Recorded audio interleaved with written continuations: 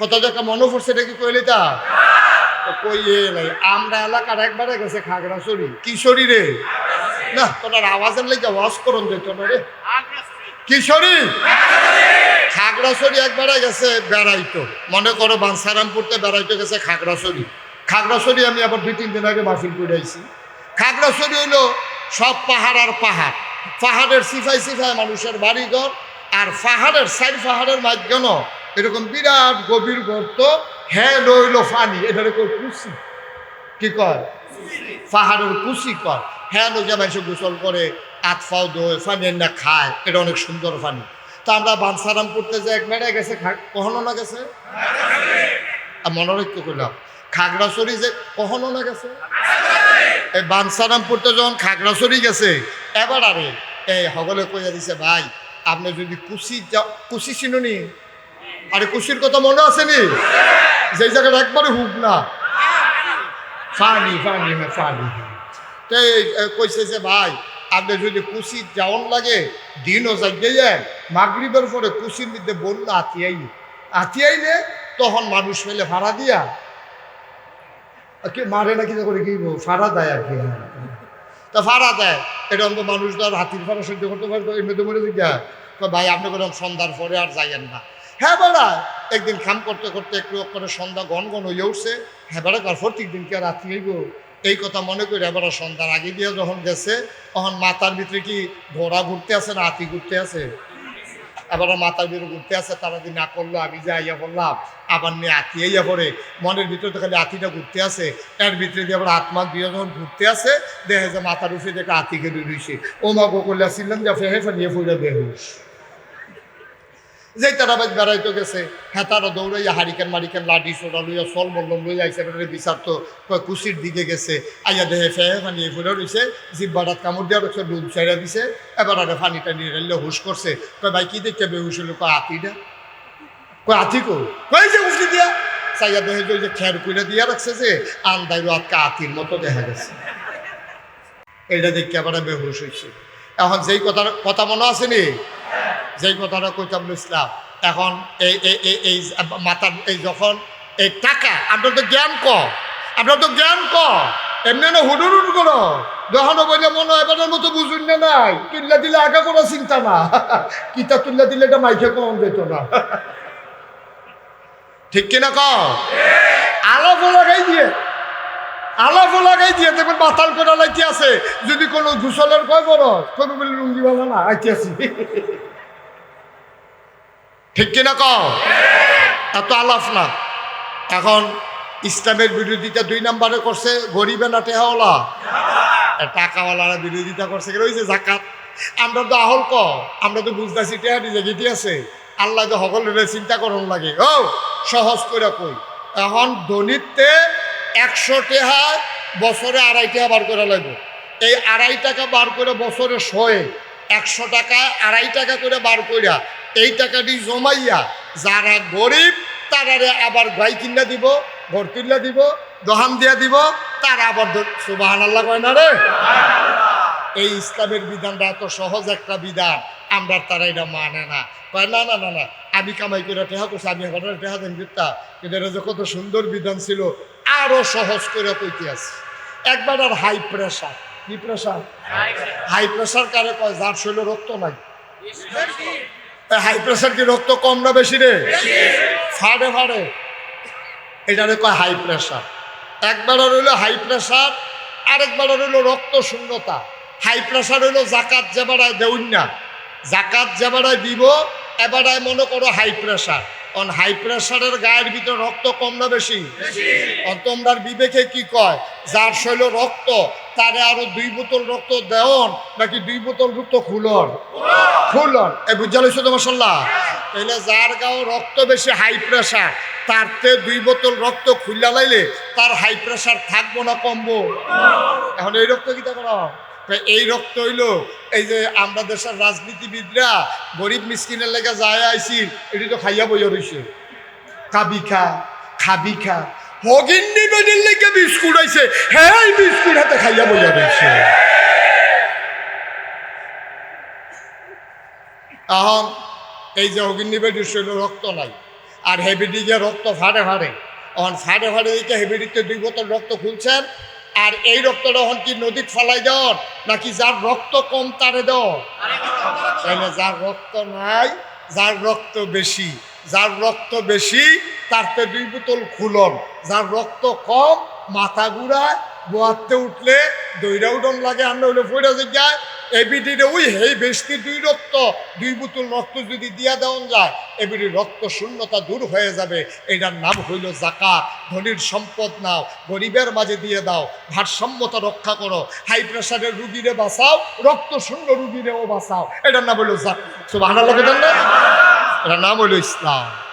ইসলামী রাষ্ট্র যদি হয়, বাংলাদেশ যদি ইসলামী রাষ্ট্র হয়, কোরআনের শাসন কায়েম হয়, আল্লাহর আইন, সৎলোকের শাসন বাংলাদেশে যদি কায়েম হয়, তখন কেউ যদি যাকাত দেওয়ান না হয়, আপনি দেওয়ান লাগতো না, হিসাব কইরা কর্মচারী আপনার বাইতে আইয়া আপনার টেহা আদায় কইরা এই টেহা ডাহানিত না, বানসারামপুর আবার কারা গরিব তাদের মাঝে বন্টন করে দেওয়া হবে। ঠিক কিনা বলো?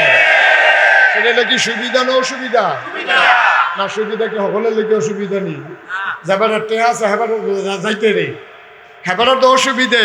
এই তারা চিন্তা করলো ইসলাম আইলে আমরা টেহারি দিয়া লাউন লাগবো, কাম লাগলে টেহা যাব, খেলা সুন্দর হোক, আটকাও ইসলামকে। এর ভিতরে নেতা হইল আবু লাহাব, তাইনে ছিল সুদের কারবারি, সুদের ব্যবসায়ী, তাইনে কয় টেহানে মোহাম্মদ থামা, টেহানে মামলা দে, হুজুর থামা। ঠিক কিনা কও? হুজুর থামা, হুজুর সব আটকা, এটি বেশি বাইরে গেছে গা। ইন্ডিয়াতে মুদি আইব, হুজুর রাইডার বিরোধিতা করার কি আছে? কাম লাগলে বাফের মূর্তি বানায়, হুজুর রাইডার বিরোধিতা করার দরকার কি? যখন ইসলামের, যেখানে ইসলামের সমস্যা, ইসলামের মৌলিক বিধানের উপরে যেখানে আঘাত এসেছে, আমার দেশের আলেম ওলামা সেখানে গর্জে উঠেছে। ঠিক কিনা বলো? এই জন্য তাদের বরদাস্ত হয় নাই। কয় দল লোকেরা বিরোধিতা করছি? একদল হইল রাষ্ট্র ক্ষমতা, 2 নম্বরে টাকাওয়ালা, 3 নম্বরে হইল ওই সময়ে যারা ধর্মীয় নেতা ছিল, তারারও তো একটা ধর্ম আছিল, 360টা দেবদেবী আছিল, পূজা দেবীরা ব্রাহ্মণ আছিল, তো তারা হেতারা বিরোধিতা করছে। আচ্ছা, হেতারা বিরোধিতা করলো কোন দুঃখে? নবীও ধর্মের কথা কয়, হেতারাও ধর্মের কথা কয়, তো আরো নবীর লোকে মিললে না ধর্মের কথা, তো হেতারা বিরোধিতা করে গেলে। হেতারা বিরোধিতা করার কারণ হইল প্রকৃত ইসলাম থেকে, প্রকৃত ধর্ম থেকে তারা দূরে সইরা তাদের ধর্মটারে তারা কামাই রোজগারের রাস্তা বানাই লেছে। ঠিক কিনা কয়? আজও বাংলাদেশে এরকম একদল আছে নাকি না? আজকেও একদল বাংলাদেশে এমন আছে, ধর্মটারে ব্যবহার কইরা, এটারে ব্যবহার কইরা কইরা এটারে ইসলামটারে গজব কইরা, টুপি একটা মাথার দিয়া, দাড়ি কয়টা রাখিয়া, পাঞ্জাবি একটা গাও দিয়া, মনে হয় যেন কত্তরা হুজুর।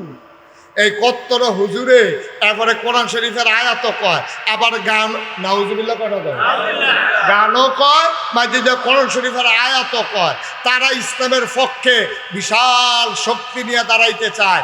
প্রকৃত ইসলাম কায়েম হোক, ওই ধর্ম ব্যবসায়ী যারা, তারা কখনো চাইতে পারে না। ঠিক কিনা? আমরা যারা প্রকৃত ইসলামে বিশ্বাসী, আমরা তো মনে করি যে ইসলাম কায়েম হইলে ভালা, কিন্তু হেতারা কয় না না না না, আমরা যেটা আছি এইটা ভালা, ধর্ম যার যার, উৎসব সবার। এই কথা কি আপনারা মানেন? মানেন? ধর্ম যার যার, উৎসব আমার কথা বলা, ধর্ম যার যার, উৎসব তারার ধর্ম তারার, তারার উৎসব তারার।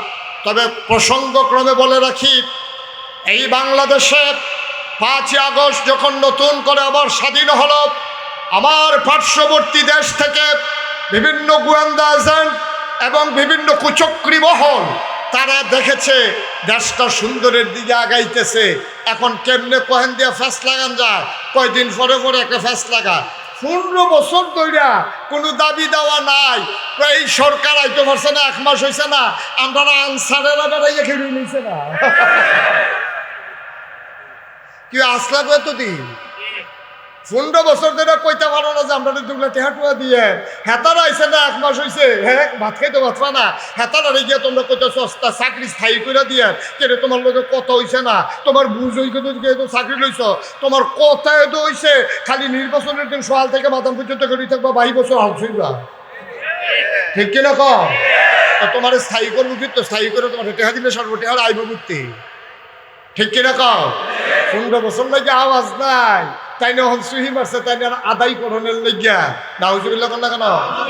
এই এখন যারা দেখবেন দাবি দেওয়া নিয়ে নামে বুঝতে হবে তারা আপনারা যখন আগুন লাগছে হ্যাঁ বাড়াই এসে আলু পোড়া দিয়ে খাইতো, ঠিক নিও হ্যাঁ তার গিয়ে আগুন ফুটে যাই ঘর ফুটে যাই গিয়া, আর হাতে গিয়ে আগুনের তলে আলু ফোড়া দিয়া বাতাস করে আগুনটা যখন লাগছে আল্লাহ ভালো হয়েছে আলু ফোড়া দিয়া খাইতাম ফোড়া, হ্যাঁ তার গিয়ে ঘর লইয়া কারবার আর তোমার গিয়ে আলু ফোড়া মানে উদাম করে সিহন টিংলা দিয়া ফটফাট ফটফাট করে কটা কি সমঝাইতো, ঠিক কিনা কও? সুতরাং ওই ধর্মের যারা প্রকৃত ধর্মের বিধান চায় না তারা আল্লাহ নবীর দিন কায়েম হয়তে দেয় নাই, যুগে যুগে বাধা এসেছে, ঝড় ঝাপটা এসেছে, আল্লাহ রসুল সাল্লাল্লাহু আলাইহি ওয়াসাল্লাম দিনের দাওয়াত দিতে দিতে আবার কাবার কিনারে আল্লাহর নবী কাবার কিনারে বসে আছেন। কিছুক্ষণ পর তিনি চিন্তা করলেন আমি 2 রাকাত নামাজ পড়ে ফেলি। আল্লাহ নবী নামাজের ভিতরে মজা পাইতেন, তিনি আস্তে করে অজু করে নামাজের ভিতরে সাজদায় চলে গেলেন। আবু জেহেল তাকাইয়া দেখে নবী সাজদায়, নবী আমাদের মতো সাজদা দিতেন না, তিনি সাজদা দিলে মানুষ মনে করত তিনি বোধহয় আর কখনোই মাথা উঠাবেন না, বলেন সুবহানাল্লাহ। সাজদায় পড়ে আছেন নবীজি, এমন সময় আবু জেহেল তাকায় দেখে নবী সাজদায়। আবার আবু জেহেল ছোট্ট ছোট্ট বাচ্চাদেরকে ডাইকা কয়, ও আমার এই দেশের বাচ্চারা শোনো, তোমাদেরকে টাকা দেব, পয়সা দেব, তোমরা মজার খাবার খাবা। মোহাম্মদ সে তো পাগল, সে যে সাজদায় পড়ে আছে, উটের পোটা নারী বুড়িগুলা তার মাথায় দেওয়া যাবে নাকি? বাচ্চারা আনন্দ পাইছে, সবাই মিল্লা টান্না নবী সাজদায় পড়ে আছে, উটের নারী বুড়িগুলা মাথার উপরে চাপাই দিছে, বলো নাউজুবিল্লাহ। বাঞ্ছারামপুরের মুসলমান এমনি এমনি ইসলাম আসে নাই রে ভাই, বড় কষ্টের বিনিময় ইসলাম। আবার নবীর মাথার উপরে যখন নারী বুড়িগুলো চাপিয়ে দেওয়া হলো, তিনি ওজন সইতে পারলেন না। সাজদার সময় 2টা হাত তার ছড়িয়ে গেল, পাগুলা পেছনের দিকে ছড়িয়ে গেল, বুকটা ওনার মাটিতে লেগে গেল, শ্বাস ফেলতে পারেন না। একটা মহিলা যাচ্ছিল রাস্তা ধরে, ডাক দিয়া দৌড়াইয়া নবীর বাড়িতে গেছে, গিয়া কয় ফাতেমা গো, ও ফাতেমা, তোরা ঘরের ভেতরে তোর আব্বারে তো আবু জেহেল মাইরা ফালাইতেছে। ফাতেমা দিলেন দৌড়, ছোট্ট মানুষ টেনে টেনে উঠেন, নারী বুড়িগুলো সরালেন, বাবাকে উঠে বসাইলেন, টেনে টেনে জমজম কূপের কিনারে নিয়ে গেলেন। ছোট্ট মানুষ কুশ করে করে নবীর গায়ের ওই ময়লাগুলো, গোবরগুলো, রক্তগুলো, পচা রক্তগুলো এই ফাতেমা রাদিয়াল্লাহু তাআলা আস্তে আস্তে করে ধুয়ে দেয়। ফাতেমার চোখ বেয়ে বেয়ে পানি পড়ে, বাবাকে আদর করে কয়, বাবা, ও বাবা, তুমি কি খুব খারাপ মানুষ, তোমারে মক্কার মানুষগুলো কেন মেরে ফেলতে চায়? আব্বা, ও আব্বা, আপনি কি খুব খারাপ মানুষ? কেন মক্কার মানুষ আপনারে বারবার মেরে ফেলতে চায়? এর আগে একবার আপনার গলায় চাপা মারলো, আবার উঠার নারী বুড়ি চাপিয়ে দিল। আপনি নিশ্চয়ই কোনো অপরাধ করেছেন। আপনি কি অন্যায় করেছেন আব্বা? আমরা তো জানি আপনি আমাদের সেরা বাবা, আপনি কি অন্যায় করেছেন? কেন মক্কার মানুষ আপনাকে মেরে ফেলতে চায়? আল্লাহর নবী কয়, মেয়ে আমার, অপরাধ তো অবশ্যই করেছি, আমি অপরাধ ছাড়া মানুষ না। আমার সবচেয়ে বড় একটা অপরাধ, ওয়ামা নাকামু মিনহুম ইল্লা আইয়ুমিনু বিল্লাহিল আজিজিল হামিদ। আমার সবচেয়ে বড় একটা অপরাধ, আমি মহাপরাক্রমশালী এক আল্লাহর উপরে ঈমান এনেছি। ১,৫০০ বছর আগে নবী যে অপরাধী, হাজার জনতা বানসারামপুরের এই জমিনে, আমরাও তো সেই অপরাধী, আমরাও তো এক আল্লাহর উপরে ঈমান এনেছি। সুতরাং কোনো সমস্যা নাই, কোনো ভয় নাই। ইসলামের নেমে আসা নাই দুনিয়াতে। এ পথ কখনো কুসুমাস্তীর্ণ নয়, এ পথ কণ্টকাকীর্ণ। আসো সবাই মিলে এগিয়ে যাই, সবাই মিলে সোনার একটা দেশ গড়ি। এই দেশের ভিতরে সংখ্যালঘু সংখ্যাগরিষ্ঠ নাই, হিন্দু হোক, বৌদ্ধ হোক, খ্রিস্টান হোক, আর ইহুদি হোক, আর মুসলমান হোক, এই দেশে যারাই বাস করবে আমরা সবাই মিলে বাংলাদেশি, ঠিক কিনা? দুর্গাপূজা আসতেছে, সাবধান। এই দুর্গাপূজাগুলোতে মুসলমানরা প্রয়োজনে শিফটিং ডিউটি করে পাহারা দিতে হবে, যেন কোনোভাবেই কোনো কুচক্রী ওই মন্দিরগুলোতে আগুন, মূর্তিগুলো ভেঙে আমাদের ভাবমূর্তি নষ্ট না করতে পারে। কারণ ভারতের মিডিয়াগুলো তাকিয়ে আছে, দুর্গাপূজা আসতেছে, মুসলমান যে কুদ্দুর ভালো মানুষ, পূজার সময় দেখা যাবো যে এই তারায় পূজার ভিতরে আইয়া সেটা রাইতের সময় মূর্তি ভাঙ্গা একটা ফ্যাস লাগাইয়া ভাঙ্গে যদি একটা ২-৩টা সৈন্য বাড়াইয়া ভারতের পত্রিকায় কইব ১,০০০ মন্দির ভাঙ্গা তুষ, ঠিক কিনা? একটা বাংলা এটারে ১,০০০ বানাইব। সুতরাং আমরা যারা মুসলমানের সন্তান, এই দেশটাকে আমরা মর্মে উপলব্ধি করি, আমরা যারা বক্ষে ধারণ করেছি দেশের মায়া, আমাদেরকে মনে রাখতে হবে এই দুর্গা পূজার সময় কোনো কুচুক্রি যেন ওই মন্দিরে আর পূজা মণ্ডপে হামলা করতে না পারে। এই ব্যাপারে আমরাই হচ্ছে অতন্ত্র প্রহরী, ঠিক কিনা বলো? আমরা সোজা ওলামায়ে কেরাম মসজিদের খুতবার ভিতরে এই কথাটা বলবেন। ওলামায়ে কেরাম ওই মন্দিরগুলোর সামনে প্রয়োজনে পাহারা বসাবেন, মুসল্লিদেরকে বলে দেবেন যে যেন কোনো কেউ যেন এটার উপরে আক্রমণ করতে না পারে। তবে আশ্চর্যের বিষয় হলো, বেড়ায় যদি ক্ষেত খাইয়া লায়, এই ক্ষেত রাখবো কেমনি? এখন মন্দির যদি, পূজার মণ্ডপ যদি, আর মূর্তি যদি তারা ভাঙ্গে, এইটা কি তা করে? ঠিক কিনা? কত আরেকটা মনে পড়ছে, এটা কইলে তা গত কয়েক বছর আগে আমরা ব্রাহ্মণবাড়িয়া সরাই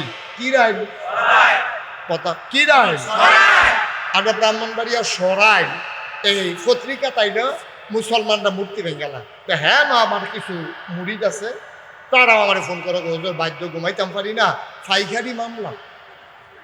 এই মূর্তি এই এলাকার যত মুসলমান আছে সবার বিরুদ্ধে মামলা। তাহলে তোমরা যে এত বছর ধরে একখানো থাহ, কোনো সময় মূর্তি ভাঙি হইলো না। আমি যদি তোমরা কতবার গেলাম, দেখলাম হিন্দু বেড়াই আমার সাইড আইয়ে ওয়াজ শুনতো আইনে, তারা তোমরা শেয়ার দাও, এই খাতিরটা নষ্ট হইলো কেমনে? হুজুর এটা তো আমরারও চিন্তা কত পরে ধরছি তো। আমি কেমনে ধরছ? মূর্তিটি ভাঙ্গে কারা, এটা নিয়ে আমরা একটা টেনশন আছি। তখন মুসলমান আমরা বইয়া বুদ্ধি করলাম, রে মূর্তিটি ভাঙ্গে কারা, এটা পাহারা দিয়ে ধরতইব।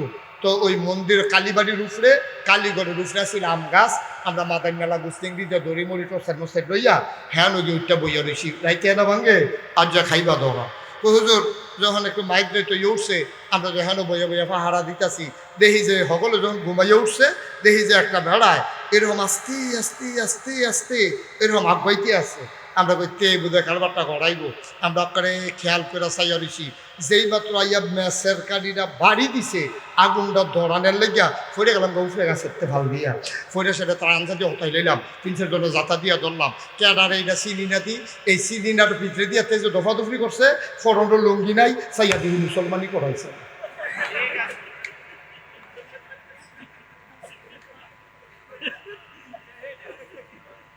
তইলে বোঝা গেল আমরা না তারা। আমি তো আল্লাহ গিয়ে কই, আরে আমরার ফলা মানে ইট বাঙ্গাই মেশিন দিয়া, এইটা যে মূর্তি ভাঙতো যায় কি তো ইটে ভাঙ্গাই তাদের মেশিন, তারা ভাঙ্গক আর হেতারা ভাঙ্গক, আমরার দায়িত্ব হলো পাহারা দেওয়ান, ঠিক কিনা কও? কারণ আমরার ঘরটা আমরা চাইয়া রহন লাগবো, এই ঘরে ইন্দুর থাকবো, বান্দর থাকবো, তেলাফুকা থাকবো, টিকটিকি থাকবো, এটিতে মাইরেও ফরা যাইতো না, আবার এটিতে চাইলেও দেওয়ান যেত না। আমরার ঘরটা আমরা চাইয়া, ঠিক নি রে? বেশি বাইরে গেলে পরে ইন্দুরের ওষুধ দেবে, এটা পরে ওহনে দরকার নাই। অহন কোনো মতো একবার শান্ত হইয়া আমরা দেশটা একবার ঠিক গেল। এখন যেহেতু আমাদের হাতে অনেক সম্পদ, স্বাধীনতা নামক সম্পদ আছে, এটাকে পাহারা দেওয়ার দায়িত্ব আমাদের আছে নাকি নাই? আল্লাহ যেন কবুল করে, সবাই কো আমিন। জোরে বলেন আমিন। আল্লাহর খাস মেহেরবানি, বাংলাদেশ ইতিহাস তৈরি করেছে 5ই আগস্টের পরে। 5ই আগস্টের পরে আমরা কুমিল্লা শহরে যতগুলো মন্দির ছিল সবগুলোতে মাদ্রাসার ছাত্রদেরকে আমরা পাহারায় বসিয়ে দিয়েছি। আপনারা শুনে খুশি হবেন, কুমিল্লায় না গোটা বাংলাদেশে একটা মন্দিরের একটা মূর্তির গায়ে আঘাত পড়ে নাই, ঠিক কিনা বলো? তাহলে আমরা ইচ্ছা করলে যেহেতু পারি, সামনের দিকে একটা টার্নিং পয়েন্ট হচ্ছে আমাদের এই মূর্তি, এই দুর্গা পূজা। এটার সময় যেন কোনো ঘটনা না ঘটে, এটা আমাদেরকে পাহারা দেওয়া লাগবে। আমরা রাজি আছি সবাই ইনশাল্লাহ। আমরা মুসলমানের ফুতায় হ্যাঁ গিয়েছে হেতারার লোকের নাচন খাওয়ানোর দরকার নাই। হেতারা আল্লাহ চাউল দিয়া, কলা দিয়া, দুধ দিয়া, কোচাইয়া কিতাব আনছে না, কিতাব দিয়ে হেতা খাসকি খাওয়াসের পর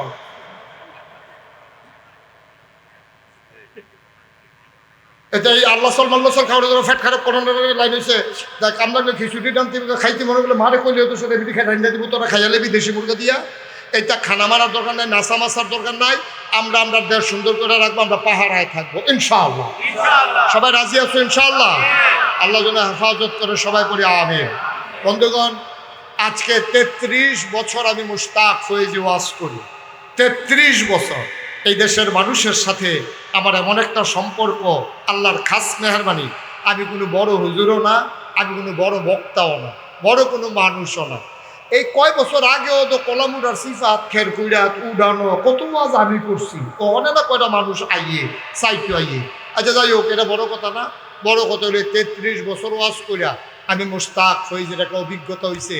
মাহফিলটা যখন ফাওনা দেই লগে লগে আন্দাজ করতাম পারি এই মাহফিলটা যে আল্লাহ কবুল করে নিয়েছেন। আজকে আমার মন সাক্ষী দিয়েছে আপনাদের মাহফিল আল্লাহ কবুল করে নিয়েছেন। আরো জোরে কোন আলহামদুলিল্লাহ। আমরা কি এতে বেজান না খুশি?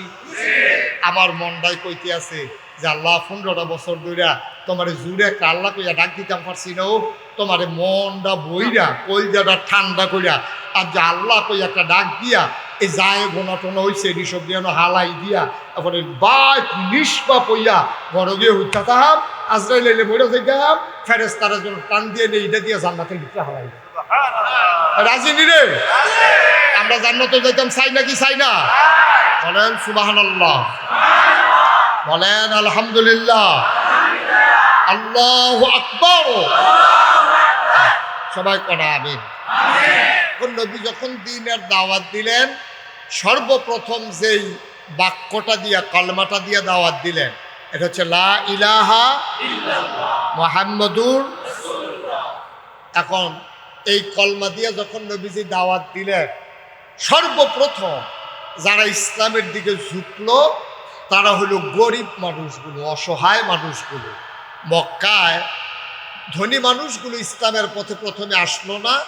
প্রথমে আসলো গরিব, অসহায়, বংশ ছাড়া, দুর্বল, এইরকম মানুষগুলো, কৃতদাস, গোলাম, এই মানুষগুলো প্রথম ইসলাম গ্রহণ করলো। ইসলাম গ্রহণ করে দলে দলে লোক যখন বাড়তে শুরু করলো সর্বপ্রথম তারা চিন্তা করেছিল কাফেরেরা যে এইভাবে যদি মুসলমানের সংখ্যা বাড়ে তো ধমক দিলে, টিটকারি মারলে, মস্কারা করলে হয়তো সেই মুসলমান আর থাকবে না, আস্তে করে শেষ হয়ে যাবে। কিন্তু তারা টিটকারি মেরেছে, তারপর আপনার গালাগালি করেছে, মানুষের উপরে টোকটাক নির্যাতন করেছে, মানুষের সাথে খারাপ ব্যবহার করেছে। তারপরে মুসলমানের সংখ্যা দিন দিন কি কমতেছে না বাড়তেছে? মুসলমানের সংখ্যা দিন দিন বাড়তেছে।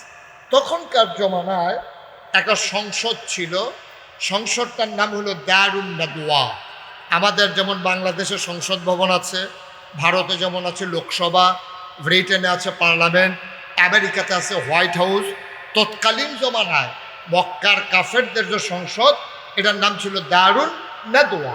এই দারুন নাদওয়ায় তারা মিটিং ডাকল, ইমার্জেন্সি অ্যাসেম্বলি কল করলো, তাদের জরুরি অধিবেশন। সবাই মিলে পরামর্শ করলো যে মুসলমানের সংখ্যা যেভাবে বাড়তেছে এখন কি করা? টিটকারি মারলাম, মস্কারা করলাম, কোনোভাবে তো মুসলমানের সংখ্যা কমতেছে না, এখন কি করা? সবাই মিলে সিদ্ধান্ত নিল। আফসোসের বিষয় হলো, ভয়ের বিষয় হলো কিছুদিন পরেই হলো আমাদের হজ। কি কথা বলেন? কি হজ? তো হজের ভিতরে শুধু তো মক্কার লোক থাকবে না, হজের ভিতরে তো অন্য জায়গা থেকেও লোক আসে। সৌদি আরবে যখন এখন হজ হয়, বাংলাদেশ থেকে লোক যায় নাকি যায় না? ইন্ডিয়া থেকে, পাকিস্তান, ইন্দোনেশিয়া, মালয়েশিয়া, সব জায়গা থেকে লোক যায়। তৎকালীন জমানায় এত দূর থেকে যেত না, কিন্তু জাজিরাতুল আরব, মক্কা ভূখণ্ডের চতুর্পার্শ্বে যারা ছিল, সিরিয়া, ইরান, ইরাক, পারস্য, তায়েফ, বিভিন্ন শহর থেকে, আবা, আল কাসিম, এই বিভিন্ন শহর থেকে মানুষ, মদিনা, দলে দলে লোক আসতো মক্কায়। মক্কায় আইসা তারা হজ করত। এখন তারা মিটিংয়ে বৈশা চিন্তা করতেছে যে আরে আগে তো নবীজি মোহাম্মদ বললে না, কি বলতে হয়? ওই একজনেও তো কইলেন না মোহাম্মদ। আগে তো দিনের দাওয়াত দিছে ঘরে ঘরে, মক্কার নগরীতে। এখন যে হজ করতে বাইরের লোক আসবে, আর মোহাম্মদ যদি এই দাওয়াত দিতে থাকে, তাহলে এই ইসলাম তো আর মক্কায় থাকবে না। ইসলাম চলে যাবে সিরিয়া, ইসলাম চলে যাবে তায়েফে, ইসলাম চলে যাবে মদিনা, ইসলাম চলে যাবে ইরাকে, ইসলাম চলে যাবে ইরানে। এটা নিয়ে তাদের মারাত্মক টেনশন। সবাই মিলে এখন চিন্তা করলো এখন কি করা যায়। এখন সবাই মিলে একটা বুদ্ধি করছে। কই কি বুদ্ধি? কই ইসলাম যেন এই মক্কার বাইরে যেতে না পারে। মক্কায় যেই যেই রাস্তা দিয়া লোকগুলো ঢুকবে, যেমন আপনাদের এই গ্রামের নাম কি? আইয়ুবপুর। এখন আইয়ুবপুর গ্রামে এই ঢুকার মতো কয়েকটা রাস্তা আছে। এখন মক্কায় ঢুকার মতো কয়েকটা রাস্তা ছিল। কাফেরারা সিদ্ধান্ত নিছে প্রতিটা রাস্তার মুখে মদিনার লোকজন যেদিক দিয়ে আসে এদিকে একদল, সিরিয়ার লোক যেদিক দিয়ে আসে, তায়েফের লোক যেদিক দিয়ে আসে, নানান জায়গায় দলে দলে আমাদের লোকজন দাঁড়াই থাকবে। যারাই হজে আসবে তাদেরকে বলা হবে, ভাই আপনি হজে আসছেন ভালো কথা, আপনারা কয়জন আসছেন? তা আমরা তো মনে করেন যে আমরা তো আসছি 50 জন। তা আপনারা কি 50 জন যে আইছেন সবাই লইয়া যাইতেন চান, নাকি 2-4 জন রাখা যাইতেন চান? কবে এটা কি কথা কইলেন? আমরা হজে আইছি তো সবাই নিয়ে যাবো না আবার ফিরত?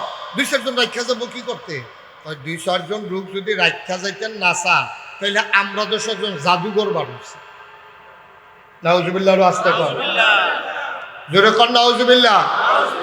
আমরা 10 জাদুঘর বাড়িছে। এবার আর কথার ভিতরে এমন জাদু, বউয়ে যদি এবার আর কথা শুনে যাবে চাল হয়ে যেতে, বাহে যদি এবার আর কথা শুনে ফুতের চাল হয়ে যেতে, ভাই যদি এটা কি হলো ভাই, ভাই যদি কথা শুনে তাহলে ভাইয়ের থেকে আলগা হয়ে যাবে। এইরকম আজব এক জাদুঘর। নাউজুবিল্লাহ বলবেন না? এখন কি করা? আপনারা যখন ঢুকবেন এই পাগলের কাছেও যাবেন না। তো ওনারা জিজ্ঞেস করছে, ভাই পাগলের কি নাম? তাই পাগলের নাম হলো মুহাম্মদ সাল্লাল্লাহু আলাইহি ওয়াসাল্লাম। Thank you. সবাই কইয়েন, এই দুম করে ডিব্বা যেমন বইয়া থাকবে বাঁচবেন কয় বছর? কইয়া দিয়ে বলে দিবেন আমিন কম। এই জাদুঘরের নাম কি? মুহাম্মদুর রাসূলুল্লাহ। এই মাশাআল্লাহ এখন একটা পরিবেশ হইতে আছে। নবীজির নাম শুনলে আমার জন্য অপেক্ষা করেন না, এটা আমরা সবাই বলে দেব মুহাম্মদুর সাল্লাল্লাহু আলাইহি ওয়াসাল্লাম। এখন সবাই যখন এই কথা বলছে, এটা তো টেনশনের বিষয়। আচ্ছা ঠিক আছে, আমরা কেউ কাছেও যাব না, তার কথাও শুনবো না। এই তোমরা সব সাবধান থাকবা, জিগাইবা যার লগে কথা কইবা নাম কি জিগাইবা। যদি হলো যে মোহাম্মদ, এবার আর কাছেও যাওয়ার দরকার নাই। এই কথার পরে হজ শেষ। হজের কাজকর্ম যখন শেষ হয়েছে, তখন একজন আরেকজনের কয়, ভাই আবার বাইচ্ছে আইলে না মক্কা শরীফ আইতাম। আইসি যখন ওই যে ফাগলের কথা কইছিল, এখন যদি দূর চাইয়া যাইতাম। আইসিয়ে যখন ফাগলটা চাইয়া যাই, আর আইনা না, সুবহানাল্লাহ বলবেন না? আর আইনা নাই, ফাগলটা কিন্তু চাইয়েই যাই। এই কথা কই আসে না। এখন একজন আরেকজনকে জিগা, ভাই এই যারে ফায় তারে ভাই মোহাম্মদের বাড়ি কোনটা? ভাই এই কথাটাই আর কইয়েন না। বাংলাদেশেও দেখবেন এখন যে বাফিলটার ভিতরে লোক আছে, যদি এই বাফিলটার সাইডে একটা ফাগল থাকতো, দেখবেন হ্যাঁ না 2 গুণ লোক থাকতো, বেরিয়ে চাইতে হইবে। ফাগল ফাগল টেবিলে ফাগল। আবার ফাগলের কিছু সাংকেতিক চিহ্ন আছে, দেখবেন কোন ফাগল কি কইলে সেতে, এইটা দেখবেন। আবার এই ফলাফান জানে তো হেতারে গিয়ে এটা কয়, তো হাতে একটা গালি দেয়, সিল্লান দেয়, এই জমছে আর কি খেলা। নাউজুবিল্লাহ বলতেন না। আমি এক মাহফিলে গিয়া দিই বিরাট লোকজন, আর এই এই এই ছাগলে একটা সিল্লান দেয়। আমি ওই সিল্লান দেয় কে রে, তারে গরম জিলাপি কইলে সেটা গরম জিলাপি কইলে তার সাথে উঠতে যায়। টেবিলে একবার গরম জিলাপি খাইতে লিয়ে জিব্বা ফুটা লাগছে, অহন তার জিলাপি দেখলে শুনলে তার রাগ উঠতে যায়। এখন তারা মনে করলো পাগলের প্রতি একটা কিউরিসি আছে, পাগল দেখার জন্য মানুষের মনে একটা আগ্রহ আছে। এখন মদিনার যারা মুসলমান, বিভিন্ন দেশের যারা মুসলমান, তারা যারে পায় তারে জিগায়, ভাই এই মোহাম্মদ যে একটা পাগল বাড়ি গুন্ডা, আরে হ্যার কথা আর কই না গরজামাই থাকে না, কত তো সত্য কইছে, একটু টিটকারি বাইরে আর কি। নবীজি তো থাকে খাদিজার বাড়িতে, এখন সবাই ঘর দেখাই দিছে, সবাই মিল্লা পাগল দেখতে গেছে। যাওয়ার পরে দেখে যে একজন লোক ওই বাড়ি থেকে বের হয়ে আসতেছে, দেখে বললে, ভাই এই বাড়িতে নাকি একজন পাগল আছে। কয় কিরকম? কয় আমরা শুনলাম এখানে একজন পাগল আছে।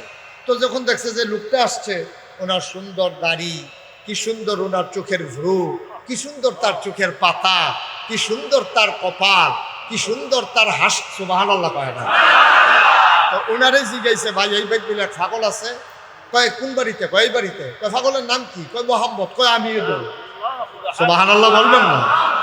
পাগলের কি নাম? কয় মোহাম্মদ। কয় আমিও তো মোহাম্মদ। কয় আপনি পাগল? সুবহানাল্লাহ বলবেন না। কারিমিয়া পাগল দেখলাম সারা জীবন চুলগুলো উস্কু খুস্কু, দাড়ির ভিতরে জট লেগে আছে, 15 বছর ধরে গোসল নাই, খাটাসের গন্ধে লগে দিয়ে আড়ন যায় না, বুতাম থাকলে ফার্স্ট এর ভিতরে আছে 2টা লাগাই রাখছে কোন ইচ্ছা করিয়া, তারপরে লুঙ্গি যায় একটা পেন্সিল, এইটাও সাইডুকুল দিয়া সিরা। এই কারবার হলো পাগলের লোক, বড় বড় মুসের কারণে ঠোঁট দেখা যায় না, আর আপনি পাগল। এখন সবাই মিল্লা কইতে আছে, আপনি যদি পাগল হন তাহলে আমরা যারা আপনারা দেখতাম আইছি আমরাও পাগল। সুবহানাল্লাহ কইতেন না। নবীজি ডাক দিয়া কই, পাগলামি যেমন তেমন পাগলামি না, এটা ইচ্ছা করলে হয়ে যাওয়া যায় না। জান দাদা বুঝা টুজা আয়ার, এই পাগল হইতে হলে প্রথমে যে কলমা পড়তে হবে, লা ইলাহা মুহাম্মাদুর। এখন সব মিল্লা গেছে আলগা জায়গা, গিয়েছে রেখে, ভাই এখন তো লোকটারে দেখলাম যে এটা তো পাগল মনে হয় না, অনু যেই কথাগুলো আমরা কি সবাই একমত? তো সবাই মিললে একমত হয়েছে, হোক আমরা সবাই একমত আছি, আমরা রাজি আছি, কোনো টেনশন নাই। সবাই মিল্লা আবার নবীজির কাছে আসছে, আইসা বলতেছে, ইয়া রাসূলুল্লাহ, ইয়া হাবিব আল্লাহ। সুবহানাল্লাহ বলবেন না। ও আল্লাহর নবী, হাতটা বাড়িয়ে দেন দেখি। আল্লাহর নবী হাত মোবারক বাড়িয়ে দিলেন, মানুষগুলো নবীর হাতে হাত রাখলেন। সবাই মিলে নবীর দিকে তাকায় কয়, আপনার মতো সুন্দর মানুষ যদি পাগল হয়, এত সুন্দর চেহারা, এত সুন্দর যার কথা, এত সুন্দর যার হাসি, গায়ের ভিতরে জান্নাতি গন্ধ, সুবহানাল্লাহ কয় না, এই মানুষটা যদি পাগল হয়, আপনি হাতটা বাড়াইয়া কলেমা পড়াইয়া আমাদেরকেও পাগল বানাই দেয়। নবীজির সাথে সাথে পড়াই দিলেন, লা ইলাহা ইল্লাল্লাহু মুহাম্মাদুর রাসূল। মহব্বতের সাথে পড়েন, লা ইলাহা লা ইলাহা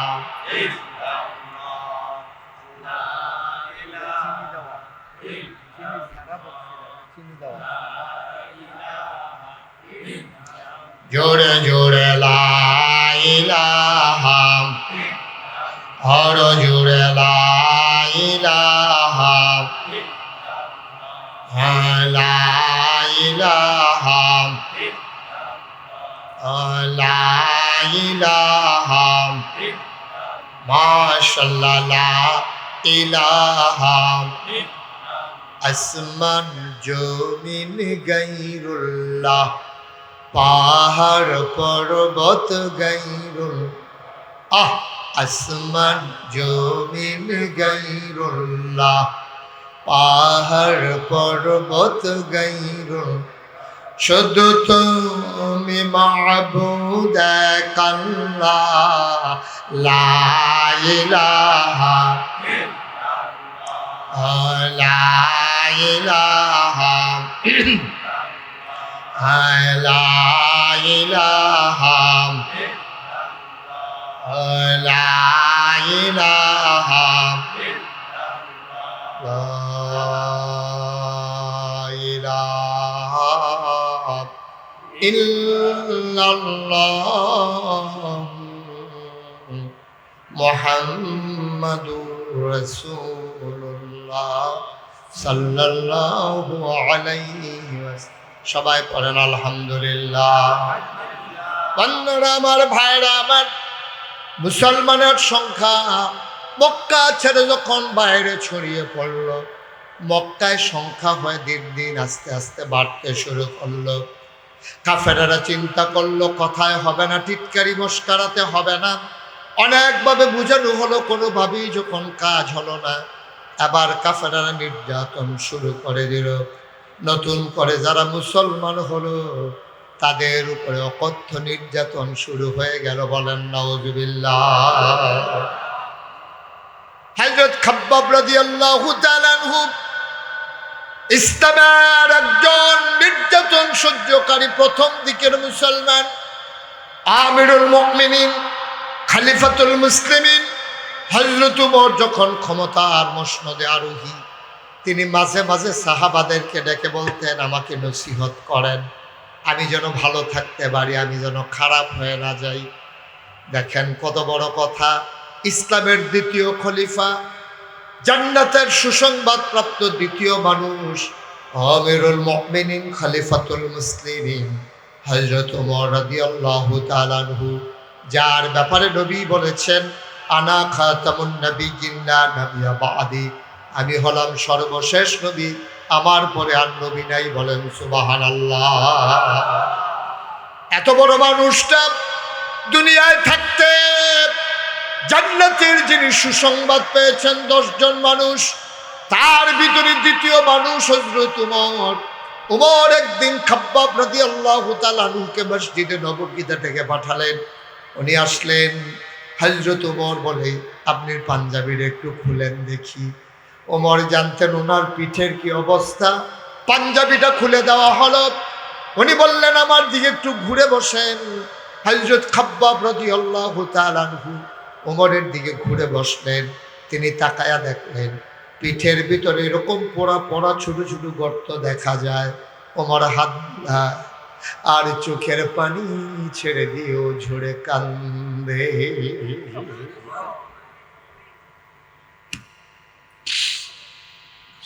একটা মানুষের পিঠ এত অসমতল, জায়গায় জায়গায় শুধু গর্ত, আর গর্তগুলো মনে হয় কুঁচকে আছে। এটি কেমন গর্ত? হযরত ওমর হাত বুলায়, গর্তের ভিতরে আঙ্গুল দেয় আর নিজে চোখের পানি ছেড়ে দিয়ে কান্দে। তিনি ডাক দিয়ে, খাব্বাব, আপনার পিঠের অবস্থা এমন হলো কেমন আমাকে জানান। হযরত খাব্বাব কয়, আমারে উমাইয়া, ওই যে উমাইয়া আমার যিনি মালিক ছিল, আমি যখন এক আল্লাহ বলে ডাকতাম, আর আমার যারা ওই মালিক ছিল, আমার যিনি মনিব ছিলেন, তিনি আমাকে যখন পিটাইতেন, পিটাইতে পিটাইতে যখন রক্তাক্ত করে ফেলতেন, দিনের আলো যখন থাকতো না, তখন তিনি কতগুলো লাকড়ি আগুন ধরাইয়া কয়লা বানাইয়া জ্বলন্ত কয়লার উপরে লম্বা করে আমারে শোয়াই দিতে। জ্বলন্ত কয়লাগুলো আমার পিঠের ভিতরে ঢুকে যেত। আমি কোনো মতে পায়ের হাতের উপরে ভর দিয়া পিঠ উঁচু করতে চাইতাম। আমার মালিক বড় বড় পাথর এনে আমার পেটের উপরে, আমার বুকের উপরে চাপা দিয়া রাখতো, আর আগুনে পুড়ে পুড়ে অঙ্গারগুলা, জ্বলন্ত কয়লাগুলা গর্ত হয়ে আমার পিঠের ভিতরে ঢুকে যেত। এই সেই পোড়া দাগ। এভাবে আমি নির্যাতন সয়েছি। ওমর রাদিয়াল্লাহু তাআলা আনহু হাউমাউ করে কাঁদতেন।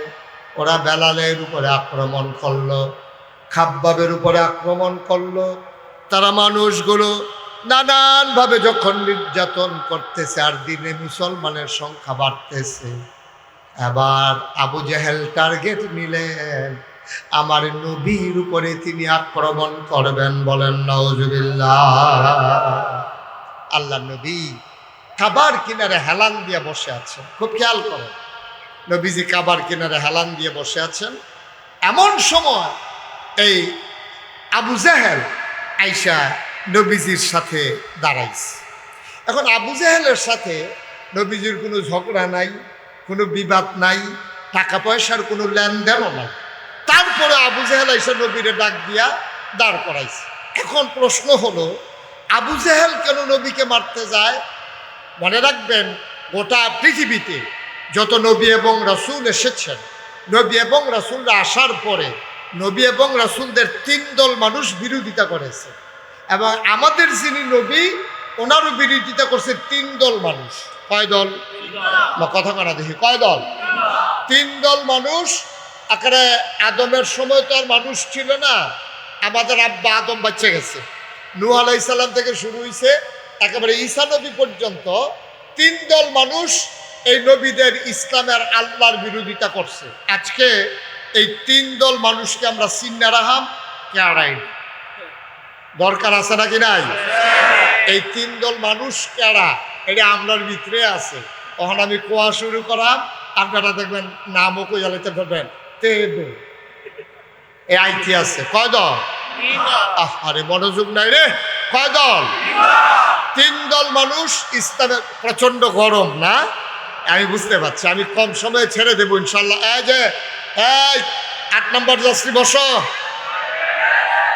যখন লাল কার্ড দেখাই দেন টের পাইবা ঘটনা কি চাইছে আছে।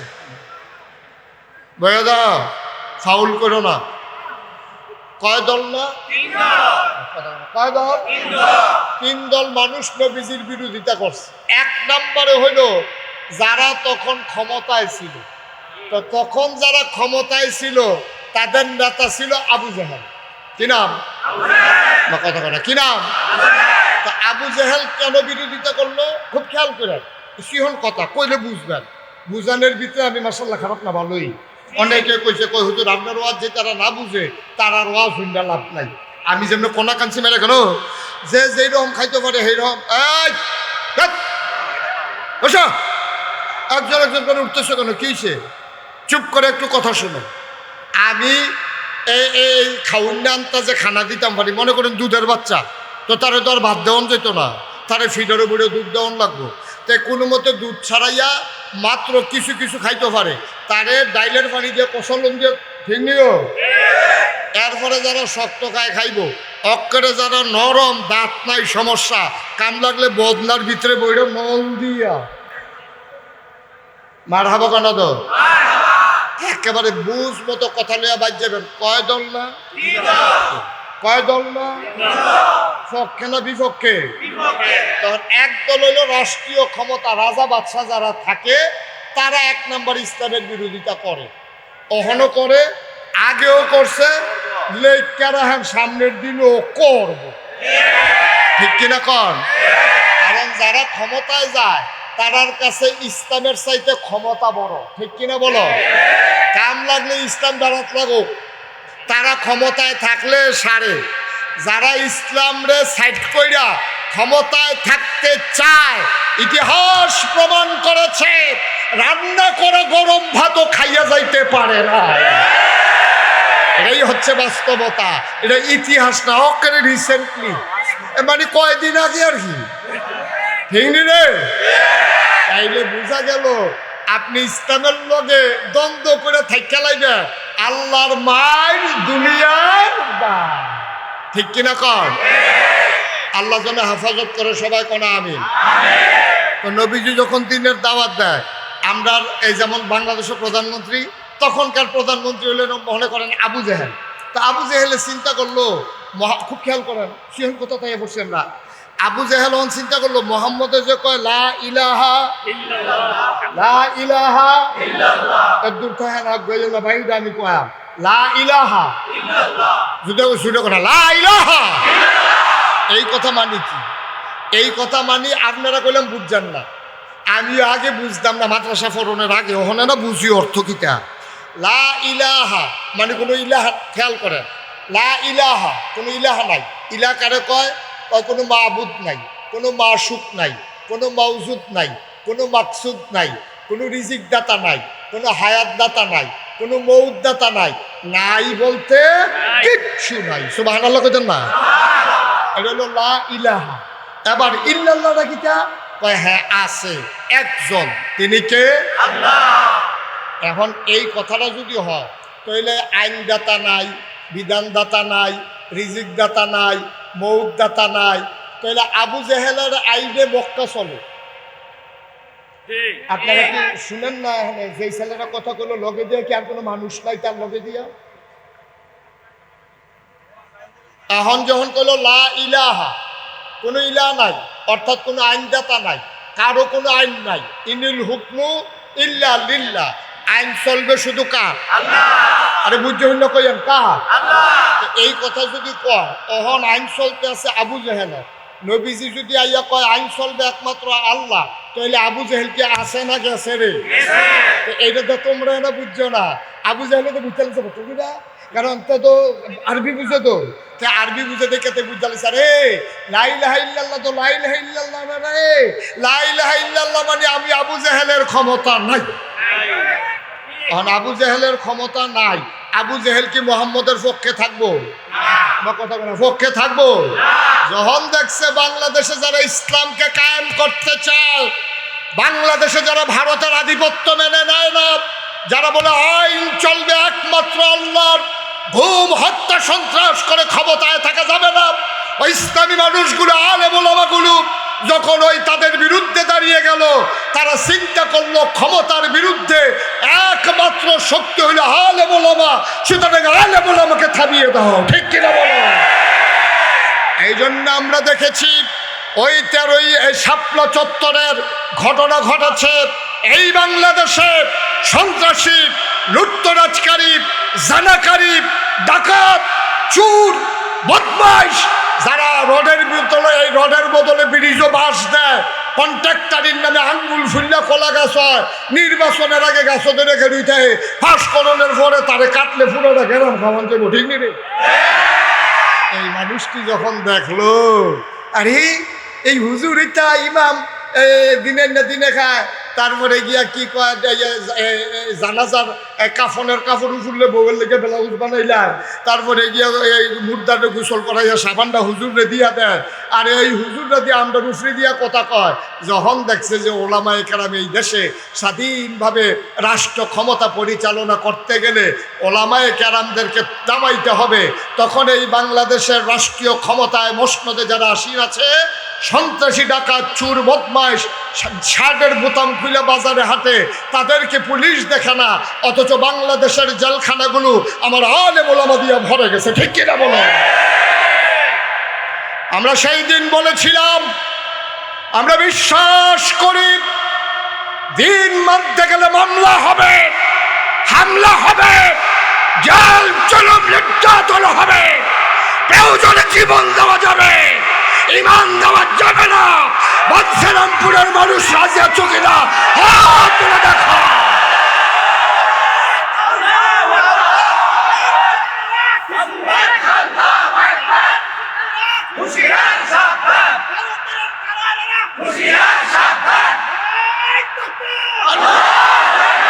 সবাই পড়ে না আমি এই রাজ্য নতুন না। আবু জেহেলে বেড়াইয়া অসভ্য, এই অসভ্য এই কাম শুরু করছে নবীজির উপরে। নবীজি বইয়া রয়েছে, কথা মনে আছে কয় দল না? আবু জেহেল ক্ষমতায়, তখন দেখছে যে নবীজি যখন আসল বাধা, তখন কয় মাইরা লাইলে ভালো হইবে। তখন নবীজি বসে রয়েছে কাবাগর, কথা মনে আছে কাবাগরে হেলান দিয়া নবীজি বইয়া রয়েছে। আবু জেহেলে আস্তি করে টিপা টিপা টিপা টিপা টিপা টিপা তা আইসে নবীজির কাছে, আইয়া দেখে সাইডুগুলিয়া কোনো মানুষজন নাই, না দেখাতে সাইড ফেল চাইয়া যখন দেখছে যে কোনো মানুষজন নাই, নবীজির কাছে আইয়া সেরা কে আসনি বালা কই আসে, নবীজি তো সরল বিশ্বাসে বইয়া রয়েছে। হাতে গায়ের চাদরটা খুললা নবীজির গলার ভিতরে একটা ফেস দিয়া নবীজিরে ফাঁসি খাওয়াইয়া, নবীর চোখগুলা মনে হয় বেরো হয়ে যাবে, গালগুলো হয়ে গেছে লাল, নবীজি কানতে কানতে এরকম কোনো মতো সুইটটা তারপরে বাইতেছে, বাইতাইয়া কান্নাকাটি শুরু করছে, বাইতাইয়া কানতে আছে। নবীজি চুপ করে বসে আছে, কেউ তো আর কোনো কথা কয় না। এর ভিতরে নবীর চাচা ছিল আমির হামজা, সুবহানাল্লাহ কইতেন না? নবীর আমির হামজা, নবীর চাচা, এবারে আবার শিকারিওয়ালা আছিল, হরিণ শিকার করতো, তারপরে রাজহাঁস শিকার করতো। এবারে এই কাবাগরের কাছে দায়িত্ব লইছে পরে এক বেরিস এক ভিক্ষুক মহিলা, এক কাজের মহিলা দেখে আসলে আমির হামজারের সামনে দিয়ে দাঁড়াইছে। দাঁড়াইয়া কয়, মোহাম্মদ তোমার কি হয়? তা আমার বাতিজা। কয়, কি আর তোমরা বাতিজা, তোমরা রক্তের কোনো টান আছে? কেমনে সেট করলাম দেখবে শিক্ষা লিছে ভালো আর কি। আগে কি কও? আমার বাতিজা একটা ফুলের টোহা দিয়া মক্কায় কেউ থাকবো। কয়, ফুলের টোহা তোমার বাতিরা তো মাইরে এলে চলেছিল। কয়, কেড়াইরা? আবু জাহেল থেকে কেউ হনো হনো গিয়া দেখে যে কাবাগরের সামনে দাঁড়াই রয়েছে। আবু জেহেলে মনে করছে নবীজির গায়ে আঘাত করার কারণে আমির হামজা খুশি হবে, কিন্তু রক্তের টান, বাপ নাই ভাতিজা, ভাতিজার লাগে কই যাব না মায়া গিয়া সেটা কয়, আবু জাহেল ইয়া ইয়া শুনলাম তুমি বলে আমরা মোহাম্মদের উপরে সাদ্দর দিয়ে একটা গলাত ফেস দিচ্ছিলাম, কথাটা কি সত্য? কই, দিছিলাম তো, মনে তো করছিলাম মাইরে এলাইতাম ফারলাম না তো। এই কথা কইয়া সেরা যখন নবীজি এই কথা যখন বলছে, ওনার পিঠের ভিতরে ছিল তীর ধনুক, ধনুকটারে টান দিয়া বার কইরা একটা ফিটা দিছে, ফিটানোর মধ্যে সেরেক কইরা রক্ত ছুটিয়া এত উঠা দিছে দৌড়। সুবহানাল্লাহ কনা দি, জোরে কনা দি সুবহানাল্লাহ। আবু জেহেলে ফিদা খাইয়া যখন দৌড় দিছে, আমির হামজা দৌড়ে বাইতেছে, হিসাবে বাদিয়া কান্দিচ্ছা কারবার গড়াই লেছি। কান্দাকান্দি দরকার নাই, ঘটনা গড়াই লেছি। তোমারে দিছিল সাদ্দর ধরে টান আর মাথা ফাটাইয়া ইয়া পড়ছি। আল্লাহর নবী, সুবহানাল্লাহ বলবেন না? কি নবী রে এটা? কি নবী এটা? আল্লাহর নবী চোখের পানি ছেড়ে দিলেন চাচাকে দেখে। চাচা জড়াইয়া ধরলেন, মাথাটারে বুকের ভিতরে নিয়ে কপালে চুমু খায়। আমির হামজা ডাক দিয়া কয়, ভাতিজা আমি প্রতিশোধ নিয়েছি, তুমি খুশি হয়ে যাও। আল্লাহর নবী চোখের পানি ছাড়া আর কান্দে, কয়, চাচা আপনার এই প্রতিশোধে আমি খুশি হইতে পারি নাই। আপনি কার মাথা ফাটাইছেন এটা আমার দেখার বিষয় না। কার মাথা ফাটলো কার মাথা গেল এতে আমার কিছু আসে যায় না। আমির হামজা ডাক দেয়া কয়, ভাতিজা তোমার মায়ের প্রতিশোধ নিলাম। আমি তো প্রতিশোধ নেওয়ার জন্য দুনিয়াতে আসি নাই। কয়, তাইলে কি করলে তুমি খুশি হবা? আল্লাহর নবী কয়, যদি আপনি কলমাটা পড়ে ফেলেন আমি খুশি হয়ে যাব। আমির হামজা কয়, ভাতিজা আমার, তোমার মনের খুশির জন্য আজকে যা করা দরকার আমি তাই করতে প্রস্তুত।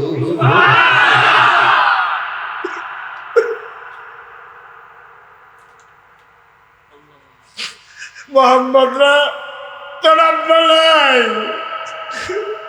জন্মের আগেই তুই আব্বা হারাইছস। 6 বছর বয়সে মা হারাইছস, 9 বছর বয়সে তোর দাদাও হারাইছস। আমরা তোর জন্য কিচ্ছু করতে পারি নাই। তোর গায়ে আঘাত করেছেন, আমার কলিজা বলে নাই, আমি আবু জাহেলকে ছাড়ি নাই। আল্লাহ নবী কয়, চাচা আমি তো এত খুশি হব না, আপনি দয়া করে কলমাটা পড়লে আমি খুশি হই। আল্লাহর নবী যখন চোখের পানি ছেড়ে দিলেন, আমির হামজা একটা সেকেন্ড দেরি করলেন না। ভাতিজার হাত ধরে চোখে চোখ রেখে তিনি মুচকি হেসে পড়ে নিলেন, লা ইলাহা ইল্লাল্লাহু মুহাম্মাদুর রাসূলুল্লাহ সাল্লাল্লাহু আলাইহি ওয়াসাল্লাম। কয় দল? সচেতন শ্রোতা, কয় দল? এক দল হলো যারা ক্ষমতায় থাকে, যুগে যুগে তারা ইসলামের দুশ্মনী করেছে বেশি। মসজিদের মিম্বারগুলোতে ইমামদেরকে কথা বলতে দেয় নাই, ঠিক কিনা কও? মসজিদে কি একটা বেড়াগিরি রে, মসজিদে ইমামরে কথা কইতে দেয় না, মাদ্রাসার ভিতরে শিক্ষকরে শিক্ষক করতে দেয় না। মনে হয় যেন সব কিছু এমনভাবে মনে হয় যেন তারা ছাড়ার দুনিয়াতে মানুষ নাই। মনে রাখবা, এইভাবে বিরোধিতা করে, এইভাবে শক্তি প্রয়োগ করে কারো মনের ভিতরে জায়গা নেওয়া যায় না, ঠিক কিনা? একদল হলো ওই যারা ক্ষমতায় থাকে তারা ইসলামের বিরোধিতা করে। 2 নম্বর হলো যারা টাকাওয়ালা। টাকাওয়ালা কেন বিরোধিতা করে? তারা বুঝা ফেলাইছে ইসলাম হলো এমন একটা ধর্ম, খুব খেয়াল করেন, ইসলাম হলো এমন একটা ধর্ম, এটার ভিতরে একটা বিধান আছে, এটার নাম হলো জাকাত। এটার নাম কি? তারে কি কইতাম রে, ও গোমা করে মেহনত করে টেহা করাই কামাই করাম আমি, আর হাজার শতে দিলে আড়াই টেহা কইরা বছরে একবার দিয়ালাম লাগবে, তবে মিথ্যা টেহা। এটা বুঝি কথাই রি জিনিস কিনাম আমি, বলার দিব আমার বউয়ে, এইটাতে আবার টেহা দিয়ালাম লাগবো গরিব মিসকিন রে, এইটা কি করবা? তখন ওই যারা টাকাওয়ালা তারা চিন্তা করছে ইসলাম যদি কায়েম হয়ে যায়, জাকাত নামক বিধান যদি প্রচলিত হয়ে যায়, তাইলে ধনীর টাকা চলে যাবে গরিবের পকেটে, আর গরিব যদি টেহা না দেয়, ধনী যদি টেহা না দেয়, জাকাত না দেয়, আইন করে দিলে এটা আদায় করবো।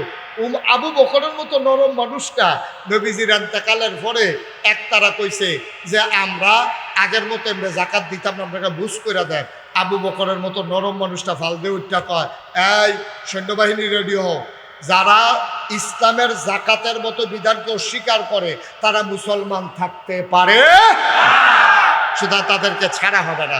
উমরে গিয়ে বুঝাইছে আবু বকর, এখন বোধহয় এই সত্য জায়গা যাওয়াটা ঠিক হইতো না, এমনি দুনিয়াতে নবীজি নাই, এর ভিত্তিতে যদি আপনি এত গরম হইয়াছে জ্ঞান, না না না না, তারা যদি একটা যেই দড়িটা আগে দিত জাকাত, উডের লোকে যে দড়িটা, এই দড়িটাও যদি না দেয়, আমি আবু বকর মানি না। সুবহানাল্লাহ বলবেন না? ইসলামের কি বিধান দেখছেন? আমার কাছেও প্রথম আমার কাছেও চিন্তা লাগতো, মেহনত করে টেহা করাই কামাই করাম আমি, তা আড়াই টেহা করে দিতাম কিনে। আল্লাহ যে কি আল্লাহ শুরুতে কইসলাম, ওনার জ্ঞান হইল অসীম, আমরার জ্ঞান হইল সসীম। আমরা দরজা লাগাই নিলে বাইরে আর দেখি না, ডুব দিয়া লাইলে উফরে আর দেখি, ঠিক নি রে? দরজা লাগাই লাইলে বাইরে দেখে না, ডুব দিয়া লাইলে উফরে দেখে না, আর আন্দাজে তো খের কুইরা দেয় তো কিতা মনে করে দৌড় দিতে ছিলেন যে বেহুশ নাতে, ঠিক নিও? আল্লাহু আকবার। সম্মানিত এলাকাবাসী, আপনারা জানেন যে 5ই আগস্ট বাংলাদেশের পট পরিবর্তনের পরে জগদ্দল পাথরের মতো চেপে বসা একটা শক্তি ছাত্র জনতার ঐক্যবদ্ধ প্রচেষ্টায় হাজারো প্রাণের বিনিময়ে, রক্তের বিনিময়ে বাংলাদেশের মানুষ দ্বিতীয়বারে আবার স্বাধীনতা পেয়েছে। এই স্বাধীনতার স্বাদ যদি উপভোগ করতে হয়, এই স্বাধীন দেশকে যদি আমরা সুন্দরভাবে গড়ে তুলতে চাই, সবাই মনোযোগের সাথে বসতে হবে এবং আমাকে কথা বলতে দিতে হবে, আপনাদেরকে কথা শুনতে হবে। আমরা কেমন করে চললে আমার বাংলা কাগজে পত্রে নয়, প্রকৃত অর্থেই সোনার বাংলা হবে, সেই সম্পর্কে আমরা কিছু কথা শুনবো ইনশাআল্লাহ। আল্লাহ যেন তৌফিক দান করে। সবাই পড়েন আমিন। আপনারা যারা সামনে আছেন, দয়া করে একটা আওয়াজও কেউ কইরেন না, দয়া করে একটা আওয়াজও কেউ কইরেন না। আমি আগেই বোধহয় ভালো ছিলাম, আগে যখন আমার মাহফিলের লোক কম হইতো তখন আমার সুবিধা ছিল, মন ভরে কথা বলতে পারতাম। কিন্তু এই বছর একটা প্রোগ্রামেও ভালো করে কথা বলতে পারি না, আপনাদের হট্টগোলের কারণে, আওয়াজের কারণে। লোকটা আর চাইতে বেশি হইলে আওয়াজের তো দরকার নাই, লোক হয়েছে আলহামদুলিল্লাহ। আপনারা বসেন, কথা শুনেন চুপ করে, কোনো আওয়াজ করেন না, তাইলে কিছু কথা শোনা যাবে ইনশাআল্লাহ। আল্লাহ যেন কবুল করে, সবাই করে আমিন। শুরুতে আল্লাহর কাছে দয়া চাই, আপনাদের কাছে দোয়া চাই। আল্লাহ যেন আমার মুখ দিয়ে সেই কথাগুলো বের করে দেন যেগুলো আমার জন্য দরকার এবং আপনাদের জন্য দরকার। সবাই পড়েন আমিন।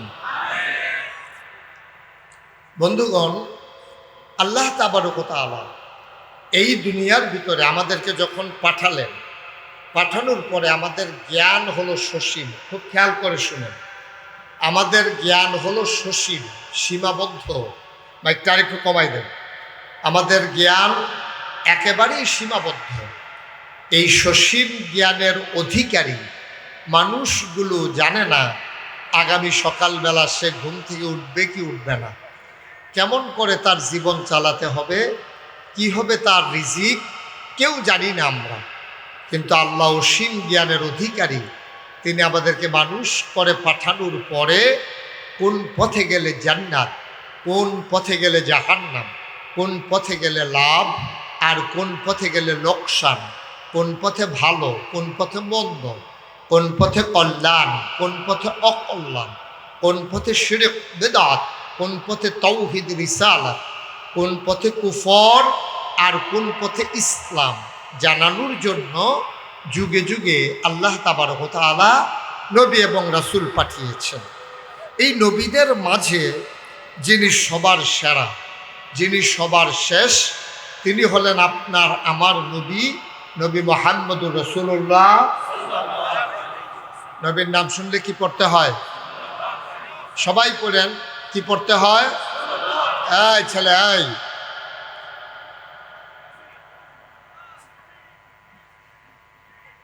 নবীর নাম শুনলে কি পড়তে হয়? দুই একবার না বারবার, দুই একদিন না প্রতিদিন, দুই এক সপ্তাহ না প্রতি সপ্তাহ, দুই এক মাস না 12 মাস, দুই এক বছর না সারা জীবন আমরা পড়ব সাল্লাল্লাহু আলাইহি ওয়াসাল্লাম। ও মুসলমান, মন দিয়ে শুনো রে ভাই, ১,৫০০ বছর আগে সেই ক্রমধারায় যিনি নবী আসলেন, তিনি আপনার আমার নবী, নবী মুহাম্মদুর রাসূলুল্লাহ সাল্লাল্লাহু আলাইহি ওয়াসাল্লাম। আল্লাহর নবী, তিনি যখন দ্বীনের দাওয়াত দিলেন, তিনি নবুয়ত প্রাপ্ত হলেন, একা মানুষ। তার দ্বীনের দাওয়াত পেয়ে সর্বপ্রথম ইসলাম গ্রহণ করলেন ওনার বিবি, আমাদের আম্মা মা খাদিজা রাদিয়াল্লাহু তাআলা আনহা। বলেন সুবহানাল্লাহ। আম্মাজান খাদিজা সর্বপ্রথম ইসলাম গ্রহণ করলেন। ক্রমধারায় এই মুসলমানের সংখ্যা আস্তে আস্তে আস্তে আস্তে আস্তে আস্তে বাড়তে শুরু করলো। হযরত আবু বকর সিদ্দিক, হযরত আলী রাদিয়াল্লাহু তাআলা আনহু, সুমাইয়া রাদিয়াল্লাহু তাআলা আনহা, হযরত খাব্বাব রাদিয়াল্লাহু তাআলা আনহু, এমন করে দলে দলে মুসলমানের সংখ্যা বাড়তে শুরু করলো। বলেন সুবহানাল্লাহ। কাফেররা নবী যখন দাওয়াত দিলেন লা ইলাহা, সবাই পড়েন লা ইলাহা, নবী দাওয়াত দেওয়ার পরে কাফেররা কি খুশি না বেজার? কথা কোন, খুশি না বেজার? সাংঘাতিক বেজার। কাফেররা এই লা ইলাহা ইল্লাল্লাহর অর্থ বুঝতো, এই বুঝার কারণে তারা সাংঘাতিক বেজার হলো। আরেকটা কথা মনে রাখার বিষয় হলো যে, নেন ভাই আপনি আসেন, এসে ওয়াজ করেন। আপনি 3বার ডাক দিছি আপনাদের, কয়বার বলা যায় একটা কথা? থেকে ওয়াজের পরিবেশ রাখছেন আপনারা।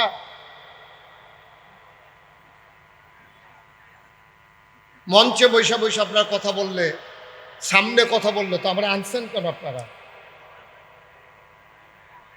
আর এমন জন আছে শুধু ফলাফাইন, এবার ফলাইন মানুষ বুঝছে না, কইয়া লাইছি। হ্যাঁ,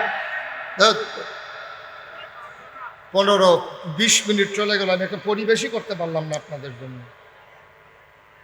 প্রচন্ড গরমের মাঝে কত দূর থেকে লোক আসছে, এক একজন মানুষের অবস্থা কি গরমে। আপনি 1000 টাকা দিয়ে একজন লোককে বসাই রাখতে পারবেন? কোরআনের মহব্বতে মানুষগুলো আসছে, আর আপনারা যদি সুযোগ না দেন তাইলে কি দরকার ছিল মাহফিল করা? পড়েন আলহামদুলিল্লাহ।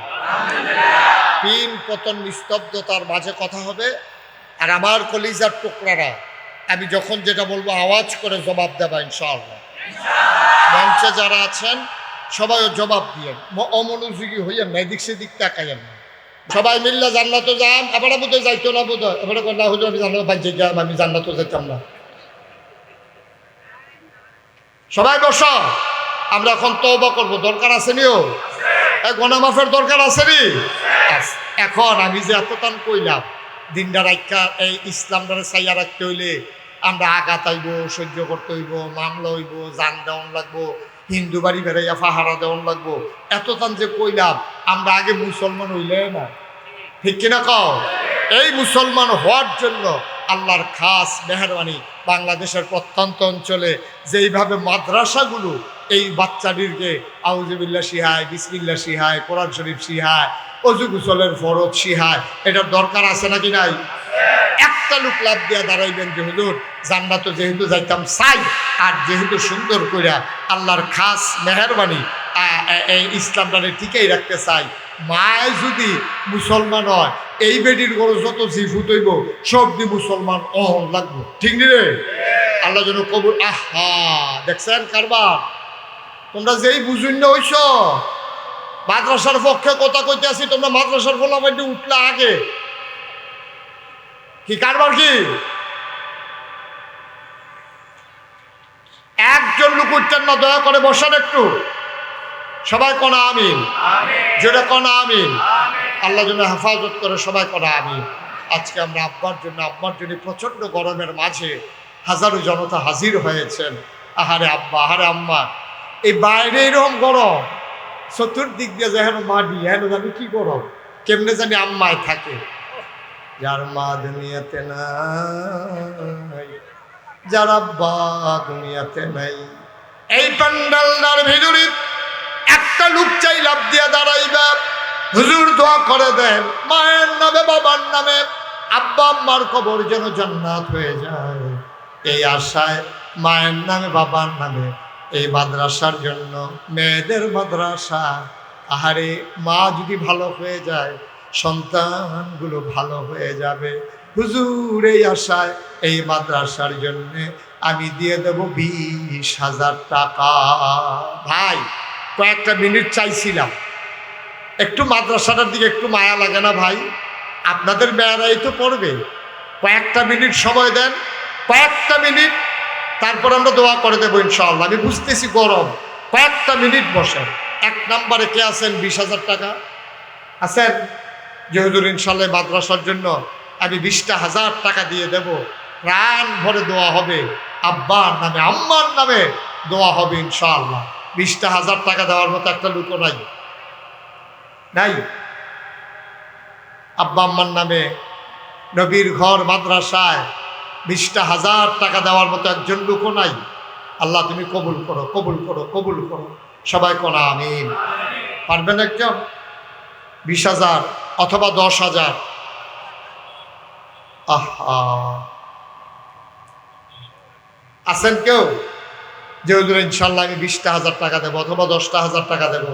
মাদ্রাসার কমিটির সদস্য, সভাপতি, সেক্রেটারি, তারা কই? একজনও নাই। এই যে ভাই, এই চশমা,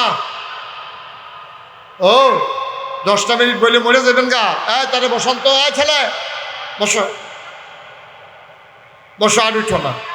যারা উঠছে আমরা কেউ আর উঠেন না, 10টা মিনিট সময় আমারে দেন।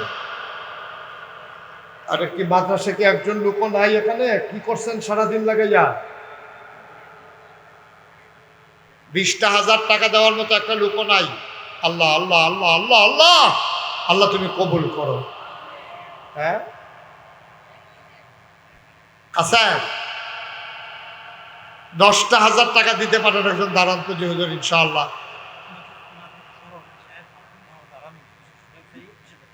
এতক্ষণ কই আসছেন আপনি? কোন সময় ধরে কইতে আসছি, এটা কোন নাকা? মাদ্রাসার সভাপতি বিশিষ্ট ব্যবসায়ী জনাব আল আমিন সাহেব, স্বর্ণ ব্যবসায়ী জনাব আল আমিন ভাই, আমার ভাই, উনি দেবেন 20,000 টাকা। বলো মারহাবা। কবুল করো, মঞ্জুর করো, মনের আশা পূরণ করে দাও, দানের হাদিয়া সোনার মদিনায় পৌঁছে দাও। কামাই রোজগারের রহমতার বরকত দিও, ব্যবসা বাণিজ্যের ভিতরে রহমতার বরকত দাও। আয় আল্লাহ তাআলা, মাদ্রাসার সভাপতি বানাইছো, জান্নাতের ভিতরে একটু মর্যাদার জায়গা দিয়া দিও আমিন। 2 নম্বর, কে আছো রে ভাই? 10,000 টাকা কবুল করো। জনাব মোহাম্মদ রাসেল, স্বর্ণ ব্যবসায়ী, আমার ভাই, উনি দেবেন 10,000 টাকা। আল্লাহ কবুল করো, মঞ্জুর করো, মনের আশা পূরণ করে দাও, দানের হাদিয়া সোনার মদিনায় পৌঁছে দাও, ব্যবসা বাণিজ্যের ভিতরে রহমত আর বরকত নাজিল করে দাও। 3 নাম্বার একটা লোক আমার দরকার 10,000। হ্যাঁ কি নাম? 3 নাম্বার। মাশাআল্লাহ, আজকের মাহফিলের প্রধান অতিথি জনাব অ্যাডভোকেট মোহাম্মদ জিয়াউদ্দিন। এখন তো প্রধান অতিথি 3-4 জন। প্রধান অতিথি জনাব মোহাম্মদ ডাক্তার মোহাম্মদ রফিকুল ইসলাম খোকন, আমার ভাই। উনি মাদ্রাসার জন্য একটা ঘর বানাই দেবে, বলো মারহাবা। আরে যেরকম মারহাবা, আজকে একটা ঘর দেয়ালে কি আছে, এই মারহাবা হইব।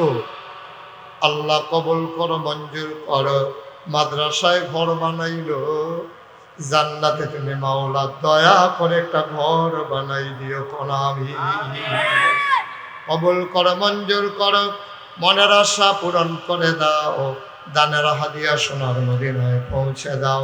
ওখানে একজন দিল 20,000, আরেকজন 10,000, হইল 30,000। 4 নাম একজন লোকলা দাঁড়াও, হুজুর দোয়া করে দেন, আমিও দিয়ে দেব 10,000 টাকা। আসেন যারা একজন অ্যাডভোকেট জিয়া ভাই তো আসেনি। হলো আরে অ্যাডভোকেট জিয়া ভাই আমার ভাই, উনি দেবেন 5,000 টাকা। বলো মারহাবা, যেরকম মারহাবা। কবুল করো, মঞ্জুর করো, মনের আশা পূরণ করে দাও। হয়ে গেল 35,000 টাকা। আল্লাহ কবুল করো, মঞ্জুর করো, আরেকটা লোক মিলাইয়া দাও 5,000 টাকা। আল্লাহ কবুল করো, মঞ্জুর করো, মনের আশা পূরণ করে দাও।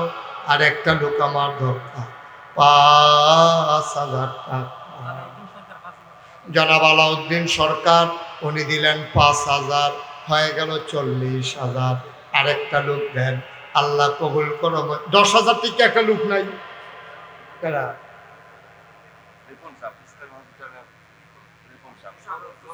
তো কতবার আপনারা কইলাম রিপোর্ট লইয়া বইয়া বইয়া কিতা করে এত কোনে কর কি নাম? মোশাররফ হোসেন। আয় ছেলে আয় বসো। এখন তো ফাঁক হয়েছে, এখন উঠে দিও তা কামড়ালে হুতে নালে বা জায়গা পাইছে। মোশাররফ হোসেন রিপন, ইসলামী হসপিটাল। মোশাররফ হোসেন রিপন আগে হইয়া রয়েছে একটা ঘর 40,000, রিপন ভাই 10,000, হয়ে গেল 50,000 টাকা। বলো মারহাবা। কবুল করো, মঞ্জুর করো, মনের আশা পূরণ করে দাও। জনাব জালাল সরকার সাহেব, উনি দেবেন 10,000 টাকা। বলো মারহাবা।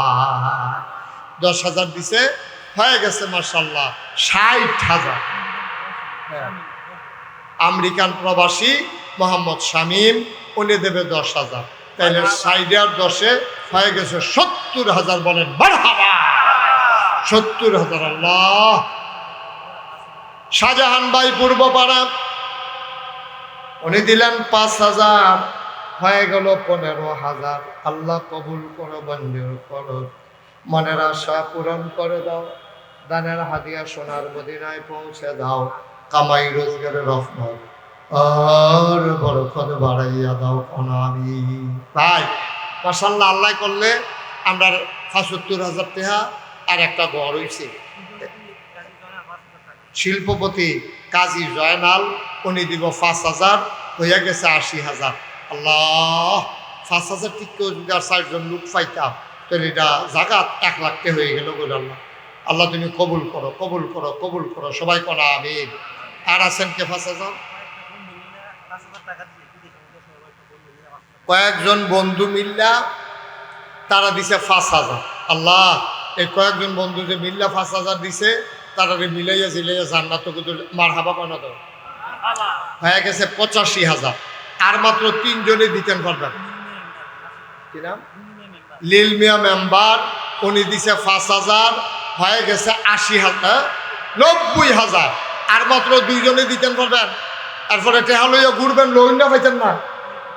হ্যাঁ, কুয়েত প্রবাসী মুশতাক, আমার নামে নাম, উনি দিছে 5,000, হয়ে গেছে 95,000। লক্ষণ খারাপ, এটা বুঝে 1 লাখ হয়ে যাবো। এটা কত দিত কয়? জনাব কাজী লিটন ভাই আমার বড় কাছের মানুষ, আমার ভাই, উনি দেবেন 5,000 টাকা, হয়ে গেল 1 লক্ষ টাকা। বলো মারহাবা। মাশাআল্লাহ, 1 লাখ টাকা হয়ে গেছে। আরেকটা ঘর হইছে, একটা মাদ্রাসার লেগে এগুলো অনেক টেহানা। আল্লাহ আল্লাহ। হ্যাঁ, সেলিম স্বর্ণকার 3,000, কামাল স্বর্ণকার 3,000, হয়ে গেছে 6,000। আর 1 লক্ষ টাকা যেটা, এটা আলগা রয়েছে। হ্যাঁ, এটা হুজুর আপনার কাছে রাখেন, 1 লাখ টাকা আমরা যখন চাই দিয়ে দিই। হ্যাঁ, কারা? সানাউল্লাহ হাজি, আপনি সানাউল্লাহ হাজি সাহেব, উনি দিলেন 2,000, 6 আর 2 হয়ে গেছে 8,000। এটা সানাউল্লাহ হাজি সাহেবের 2,000 টাকা চাই। 10 মিলানের লেগিয়া এটা চাই 2,000। উনি মিলমিশের লোকে, উনি সমাজের ভিতরে মিল করে মুসাফা করে। ইনশাল্লাহ কোনো সমস্যা হইতো না তো? ইনশাল্লাহ।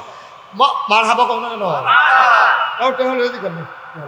কেন মারহাবা করে আমরা টেহা দিবেন কিনতে? মারহাবা বলো। হাজি সাহেব দিয়া লাইছে 4,000, আগে ওই দিছে 6,000, হয়ে গেছে 10,000। বলো মারহাবা। মাশাআল্লাহ।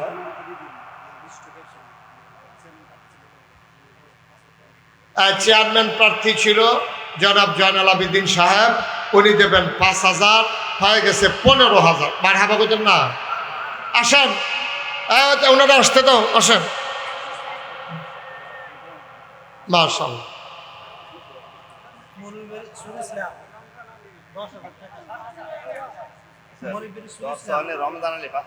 হ্যাঁ, চরছয়ানি, আমি না চরছয়ানি গেলাম। হ্যাঁ লো, আচ্ছা। চরছয়ানি নিবাসী জনাব রমজান আলী ভাই দিল 5,000। আগে ওই আর হইছে কত না? আগে 10, আর উনি দিছে 5, হয়ে গেছে 15। মাশাআল্লাহ। কি ইসলাম? আরে পুরা নাম কোন না, কিন্তু সুরি ইসলাম কি? এখন তো কিতা কইলেন নাম রেডি? শফিকুল ইসলাম, কত সুন্দর না? সুফি ইসলাম, সুরি ইসলাম। আমি কিতারে সুরি ইসলাম, কিতারে মোহাম্মদ শফিকুল ইসলাম, সুন্দর নাম। হ্যাঁ, শফিকুল ইসলাম ভাই অসুস্থ, নগদ দিয়া দিছে 5,000, হয়ে গেছে 20,000 টাকা। বলো মারহাবা। আর কে আছেন? হিমেল দুবাই প্রবাসী 5,000, হয়ে গেছে 25,000। আল্লাহ আল্লাহ আল্লাহ, তুমি কবুল করো আল্লাহ। আর কেউ আসেননি? নুরুবিয়া 1,000, হয়ে গেছে 26,000। 26,000। আল্লাহ। দিন ইসলাম সৌদি প্রবাসী 5,000, এখন হয়ে গেছে 31,000। এটা বুঝে 50-এর লক্ষণ ধরছে, নমুনায় কয়। মারহাবা বলেন। 31,000 হয়ে গেছে গা। আর কেউ আসেননি? 5,000। দুবাই প্রবাসী ফারুক ভাই, উনি দিছে 5,000। বলেন মারহাবা। আচ্ছা, আর কেউ আছেন? আর কেউ আছেন? তাহলে কত হইলো? 36,000।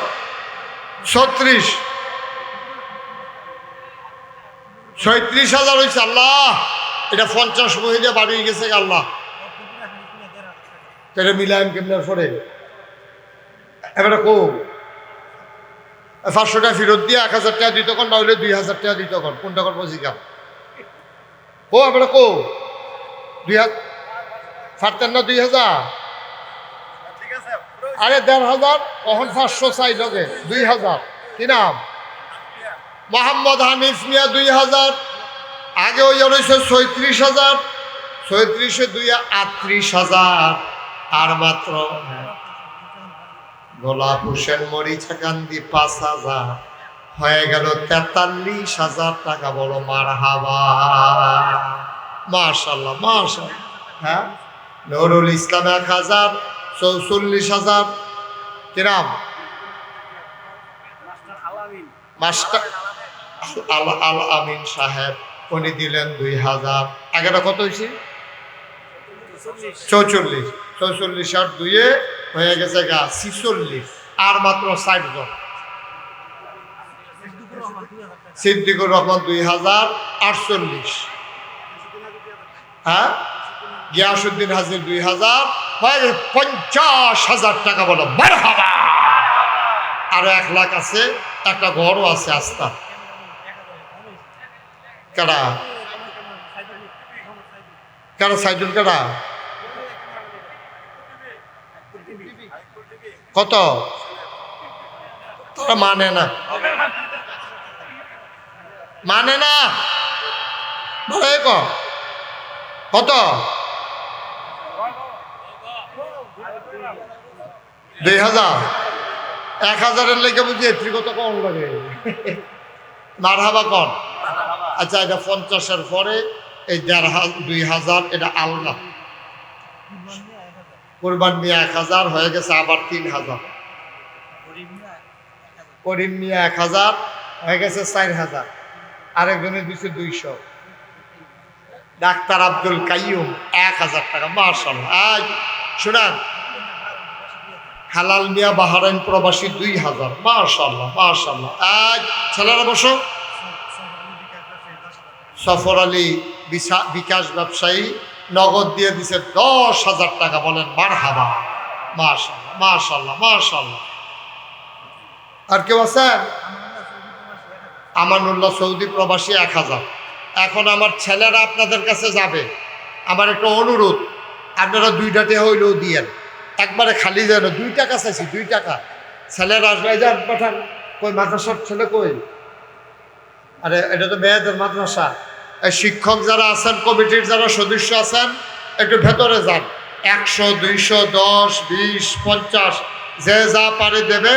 আর আমরা বাকি সবাই মিলে এখন তওবা করবো ইনশাআল্লাহ। গেছে কেউ? শহীদ মিয়া 1000। মাশাআল্লাহ। মাস্টার সাইদুর রহমান 1000 টাকা। আল্লাহ তুমি কবুল করো। মাশাআল্লাহ। কোরবান মিস্ত্রি 1000। একটা লোক তো গেল না, আমি যে বললাম টাকার জন্য। ভাই এত মিসমেলি লেখেন। ও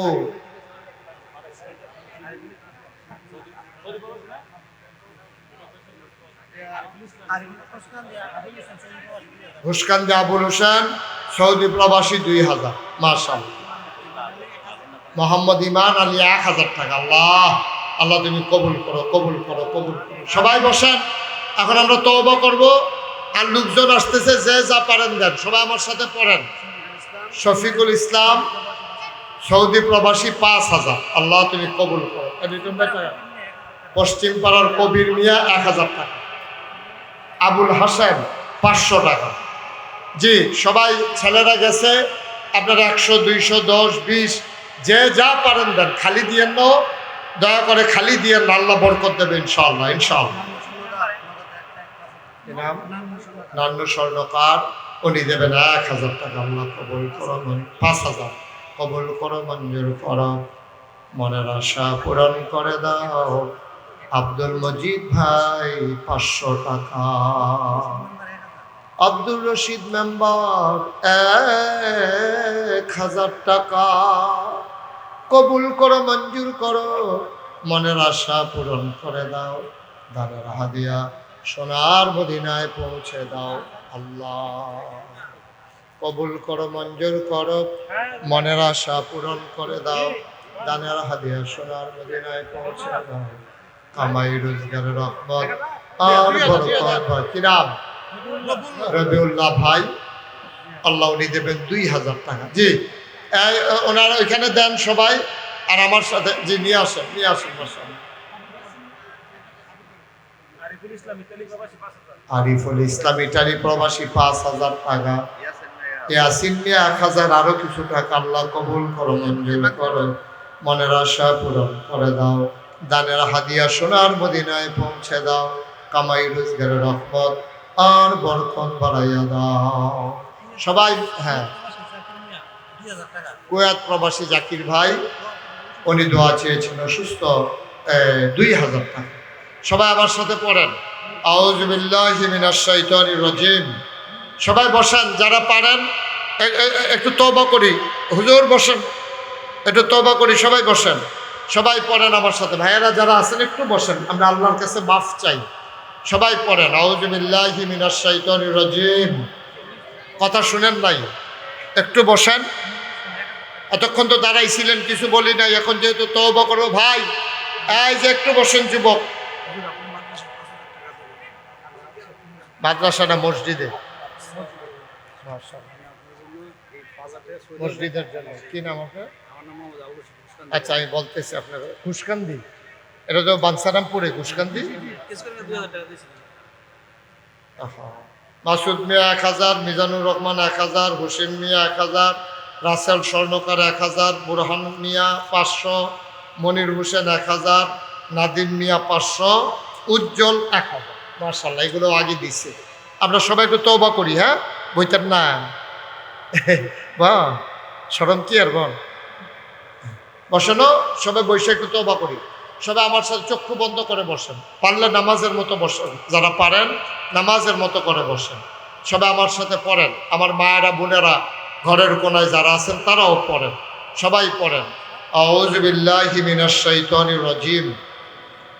সবাই পড়েন, আউযু বিল্লাহি মিনাশ শাইতানির রাজিম। বিসমিল্লাহির রহমানির রহিম। আস্তাগফিরুল্লাহ রাব্বি মিন কুল্লি যামবিন ওয়া আতুবু ইলাইহি লা হাওলা ওয়ালা কুওয়াতা ইল্লা বিল্লাহিল আলিয়্যিল আযীম। হে আল্লাহ, হে আল্লাহ, হে আল্লাহ, ইচ্ছায় অনিচ্ছায় প্রকাশ্যে গোপনে শয়তানের কুমন্ত্রণায় পড়ে, নফসের তাড়নায় পড়ে জীবনে যত গুনাহ করেছি, কবিরা সগীরা শিরক বেদাত সমস্ত গুনাহ থেকে খালেস অন্তরে তওবা করতেছি। হে আল্লাহ, হে আল্লাহ, হে আল্লাহ, আমার গুনাহ মাফ করে দাও, তওবা কবুল করে নাও। আশহাদু আল্লা ইলাহা ইল্লাল্লাহু ওয়াহদাহু লা শারীকা লাহু ওয়া আশহাদু আন্না সাইয়্যিদানা হাবিবানা মাওলানা মুহাম্মাদান আবদুহু ওয়া রাসূলুহু সাল্লাল্লাহু আলাইহি ওয়াসাল্লাম। আমিন, আমিন, আমিন। পড়েন আলহামদুলিল্লাহ। আপনারা যারা ইউটিউবে সবসময় ওয়াজ শুনেন, ফেসবুকে দেখেন, ভূমিকার দরকার নাই। আপনারা জানেন যে নাগাইশ দরবার শরীফ কমপ্লেক্সে প্রায় 30 কোটি টাকা বাজেটে, আমারে কইয়া নামাইছে 15 কোটি, 30 কোটি টাকা বাজেটে একটা মসজিদ হইতেছে, যেই মসজিদটার ভিতরে একসাথে নামাজ পড়বে 6000 লোক। জুড়ে কইতেন না সুবহানাল্লাহ? কয় হাজার? 6000। নিচতলায় হাসপাতাল, দোতলা তিনতলায় মসজিদ, একতলার ছাদ হইছে। আজকে হিসাব মিলিয়ে দেখলাম প্রায় 4 কোটি টাকা ইতিমধ্যে খরচ করে ফেলেছি। কই পাইলাম এই টাকা? মসজিদের কাজ যখন শুরু তখন আমি নিয়ত করছিলাম যে আল্লাহ, যদি মসজিদটার কামটা ধরি তা আমি মুশতাক ফৈজি 1 বছরে মাহফিল করে যত টাকা হাদিয়া পাই, পুরা 1 বছরের হাদিয়ার টাকা আমি আমার মসজিদে দান করে দেবো ইনশাআল্লাহ। আমি 25 লক্ষ টাকা দিয়া তারপরে আমার কাজ শুরু করছি। আজকে পর্যন্ত প্রায় 4 কোটি টাকা খরচ। মারহাবা বলবেন না? জোরে বলবেন না মারহাবা? 4 কোটি টাকা খরচ। 1 কোটি মাত্র আমি দিছি মাত্র 25 লাখ। বাহি 3 কোটি 75 লাখ আইলো করতে ওই বিকাশে, নগদে, রগেনে, বিদেশে। এই যে দেখেন আপনারা এলাকার সন্তান, ঘুষকান্দি নিবাসী, কি নাম? ঘুষকান্দি নিবাসী, কি নাম? মোহাম্মদ আবুল হোসেন। আমি কোনো কইসিও না, বিদেশতে আইছে কতজন মসজিদে হ্যানতে দেখছি তো ভিডিও, এর লেগে 5,000 টাকা আপনার মসজিদের লেগে আলগা করে মারহাবা করতেন না, উনি আলগা করে না আমার হাতও দিতে আছে। আমি মসজিদের ছাদও দাঁড়ায় দাঁড়ায় এখন কান্দি, আল্লাহ এত বড় মসজিদের কাম যে দল্লা আমার এজ না মাইনসে চিনে, আমার ফুটাইতে দ্বারা তো মাইনসে চিনে না। আমি জানি এই মসজিদ শেষ করতাম পারিনি, আমি মাঝে মাঝে দাঁড়ায় দাঁড়ায় কান্দি, আমি দোয়া করি প্রাণ ভরে যে আল্লাহ যে আবার এই মসজিদের দুটা টেহা দিয়েও শরীক হইব, তুমি আল্লাহ জান্নাতে তার জন্য ঘর বানাই দিও, অনা আমিন। কারণ আল্লাহর নবী কইছে মান বানা লিল্লাহি মসজিদান বানাল্লাহু লাহু বাইতান ফিল জান্নাহ, যে দুনিয়ায় মসজিদ বানাবে আল্লাহ বলে জান্নাতে তার জন্য ঘর বানাবে। সুবহানাল্লাহ বলবেন না? এই জান্নাতের জন্য ঘর হয়, এই আশায় আমার ভাই আবুল হোসেন 5,000 টাকা দিছে। আমাদের লিটন ভাই মাশাআল্লাহ 1 লক্ষ টাকা দেবে, ওনার নিয়ত আছে, আমিন বলবেন না? অনেক লোক অনেকভাবে দিতেছেও, আল্লাহ ডাইলা দিছে, আমিও আছি কাজ, এ পর্যন্ত কাজ আর থামছে না। খাস করে দোয়া করেন, এক সময় গিয়ে চাই আইয়েন। মাশাআল্লাহ মোহাম্মদ আলামিন আমার কলজার টুকরা যুবক মানুষ, আলামিনে দিছে 3,000 টাকা। আল্লাহ আল্লাহ তুমি কবুল করো। হ্যাঁ, মাদ্রাসায় 20,000 টাকা দিছে আলামিনে, আবার মসজিদও 3,000, নাগাইশের মসজিদও নাম বলতে চায় না। আমার আরেক যুবক ভাই এই 1,000 টাকা দিছে। আল্লাহ তুমি কবুল করো। ভাই গরিব হইতেন না, আল্লাহর নবীর কথা কত বড় কথা, যে যে ব্যক্তি মসজিদ বানাবে মান বানা লিল্লাহি মসজিদান বানাল্লাহু লাহু বাইতান ফিল জান্নাহ, যে দুনিয়ায় মসজিদ বানাবে আল্লাহ জান্নাতে তার জন্য ঘর বানাবে। কত বড় কথা। যে মাশাআল্লাহ আরেক ভাই 500 টাকা দিয়েছে। আপনারা একজন লোকও দয়া করে খালি যাইয়েন না। আমার ছোট বাচ্চা সোনামণিরা যারা আছো, 2টা টাকা দিয়ে হলেও শরীর থেকে আল্লাহ ডাইলা দিব ইনশাআল্লাহ, ইনশাআল্লাহ। এই যে আমার আরেক ভাই 500 টাকা দিয়েছেন। আপনার মুরব্বীরাও যারা আছেন, যে যা পারেন, আমার মসজিদটার জন্য আমি হাতটা বাড়াইলাম, আল্লাহ দেবে ইনশাআল্লাহ, কপাল খুলে দেবে। মাশাআল্লাহ আরেক ভাই 500 টাকা দিয়েছে। মাশাআল্লাহ আরেক ভাই দিয়েছেন 600 টাকা। আল্লাহ তুমি কবুল করো। মাশাআল্লাহ আরও কিছু টাকা। ছেলেরা একটু ভিতরে যাও, দেখেন 100 200। মরিসা কান্দের গোলাপ হোসেন মাশাআল্লাহ 1,000 টাকা দিয়েছেন। মাশাআল্লাহ আমার আরেক ভাই, আমার আরেক মুরব্বী, এই দুইজনে 500 1,000 টাকা দিছে। আমরা এখনই দোয়া করবো ইনশাআল্লাহ, এখন দোয়া হয়ে যাবে। এই যে যা পারেন শরীক হন, শরীক হন। আমার মা বোনেরা যারা আছেন, ঘরের কোনায় আছেন, পারলে কিছু কিছু দিয়ে শরীক হন।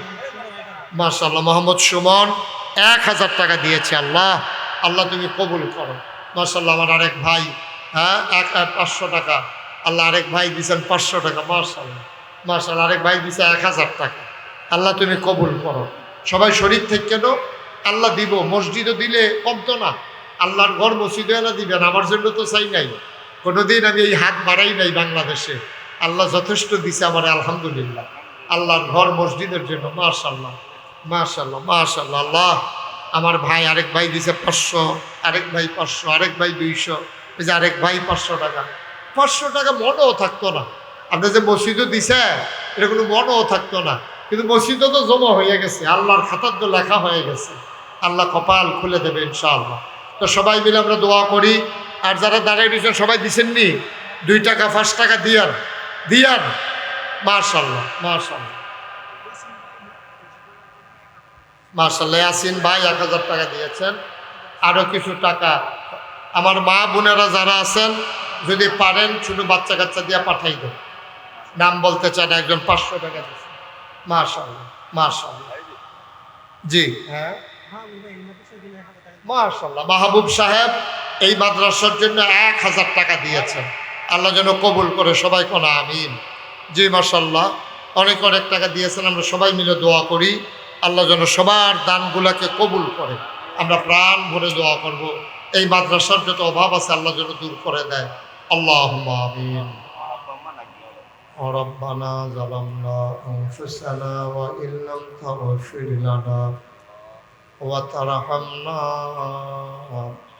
লানাকুনান্না মিনাল খাসিরিন। রব্বানা আতিনা ফিদ দুনিয়া হাসানাত ওয়া ফিল আখিরাতি হাসানাত وقنا عذاب النار আয় আল্লাহ তাআলা তোমার কুদরতি পায়ে ধরে ভিক্ষা চাই আমাদের জীবনের গুনাহগুলো তুমি মাফ করে দাও এই জীবনে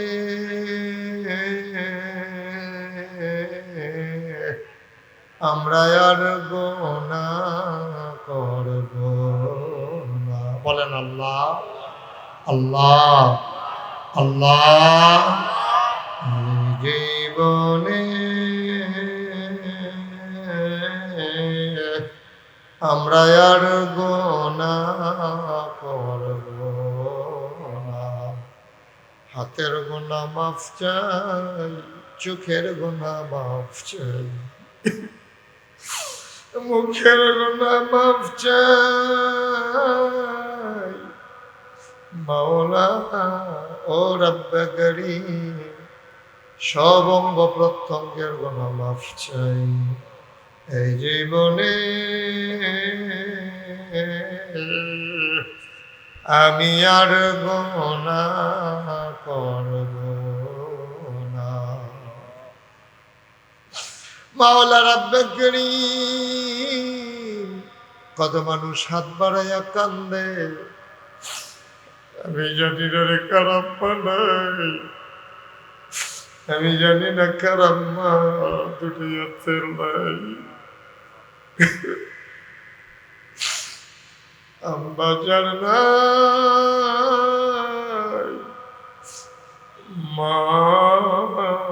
মাজার দুনিয়াতে নাই আল্লাহ আমার কবরে আর আযাব দিও না আল্লাহ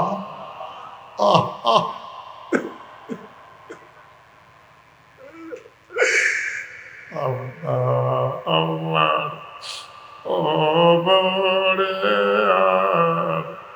আর আযাব দিও না দাদা দাদির কবরে আর আযাব দিও না এলাকার কবরে আর আযাব দিও না আয় আল্লাহ তাআলা এই মুহূর্তে আমি গুনাহগারের সাথে যারা হাত বাড়াইল একটা হাত তুমি মাওলা খালি ফিরাইয়া দিও না আমার লিটন ভাই আমার বড় মহব্বতের আব্বা নাই আম্মা দুনিয়াতে বেঁচে নাই আমার কবর দুইটা জান্নাতের টুকরা বানাইয়া দাও আয় আল্লাহ তাআলা এই মাদ্রাসাটাকে তুমি কবুল আর মঞ্জুর করে নাও আমার বোনেরা এই মাদ্রাসায় পড়বে আমাদের মেয়েরা এই মাদ্রাসায় পড়ে আবেদা সালেহা জাহিদা হিসাবে তুমি মাওলা কবুল আর মঞ্জুর করে দিও এলাকায় মাদ্রাসাটাকে কবুল আর মঞ্জুর করে নাও এলাকার মানুষের অন্তরে এই মাদ্রাসাটার জন্য একটু মায়া পয়দা করে দাও ইয়া রাব্বাল আলামিন আমার সফর সঙ্গী হয়ে এসেছেন দীর্ঘদিন এই বানসারামপুরে দ্বীনি দায়িত্ব যিনি পালন করেছেন আমার প্রিয় ভাই মাওলানা মাজিদুর রহমান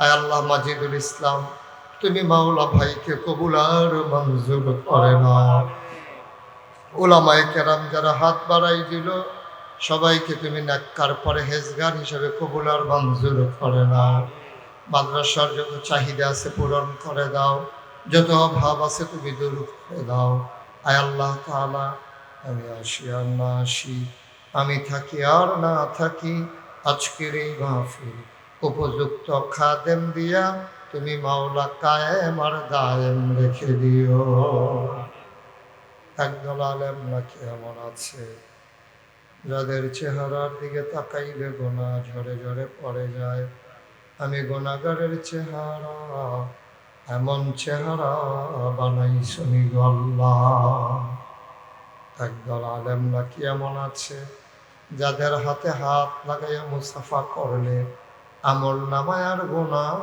থাকে না। আমরা গুনাহগারের হাত এমন হাত বানাইছনি গো আল্লাহ।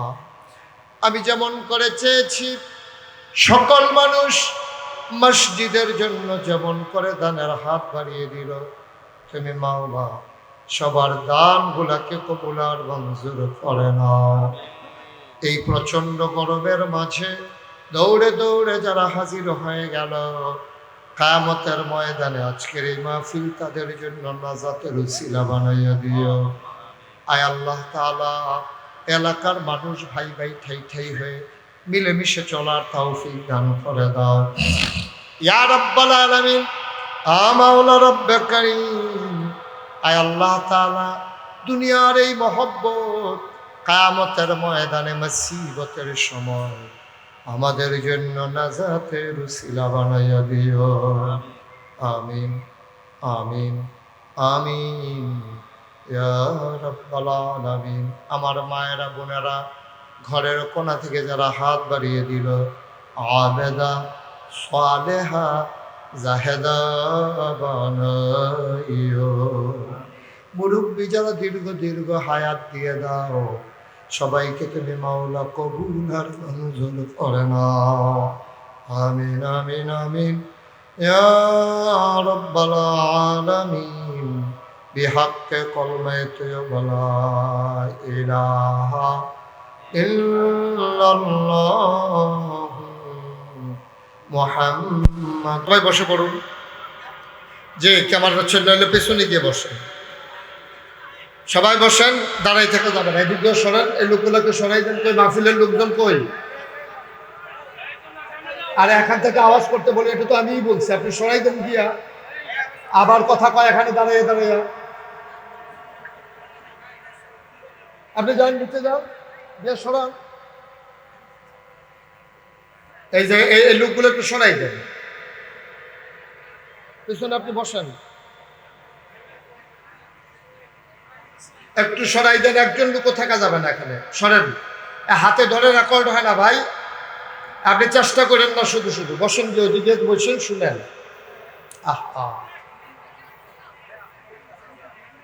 আপনি এভাবে ধরে রেকর্ড করতে পারবেন?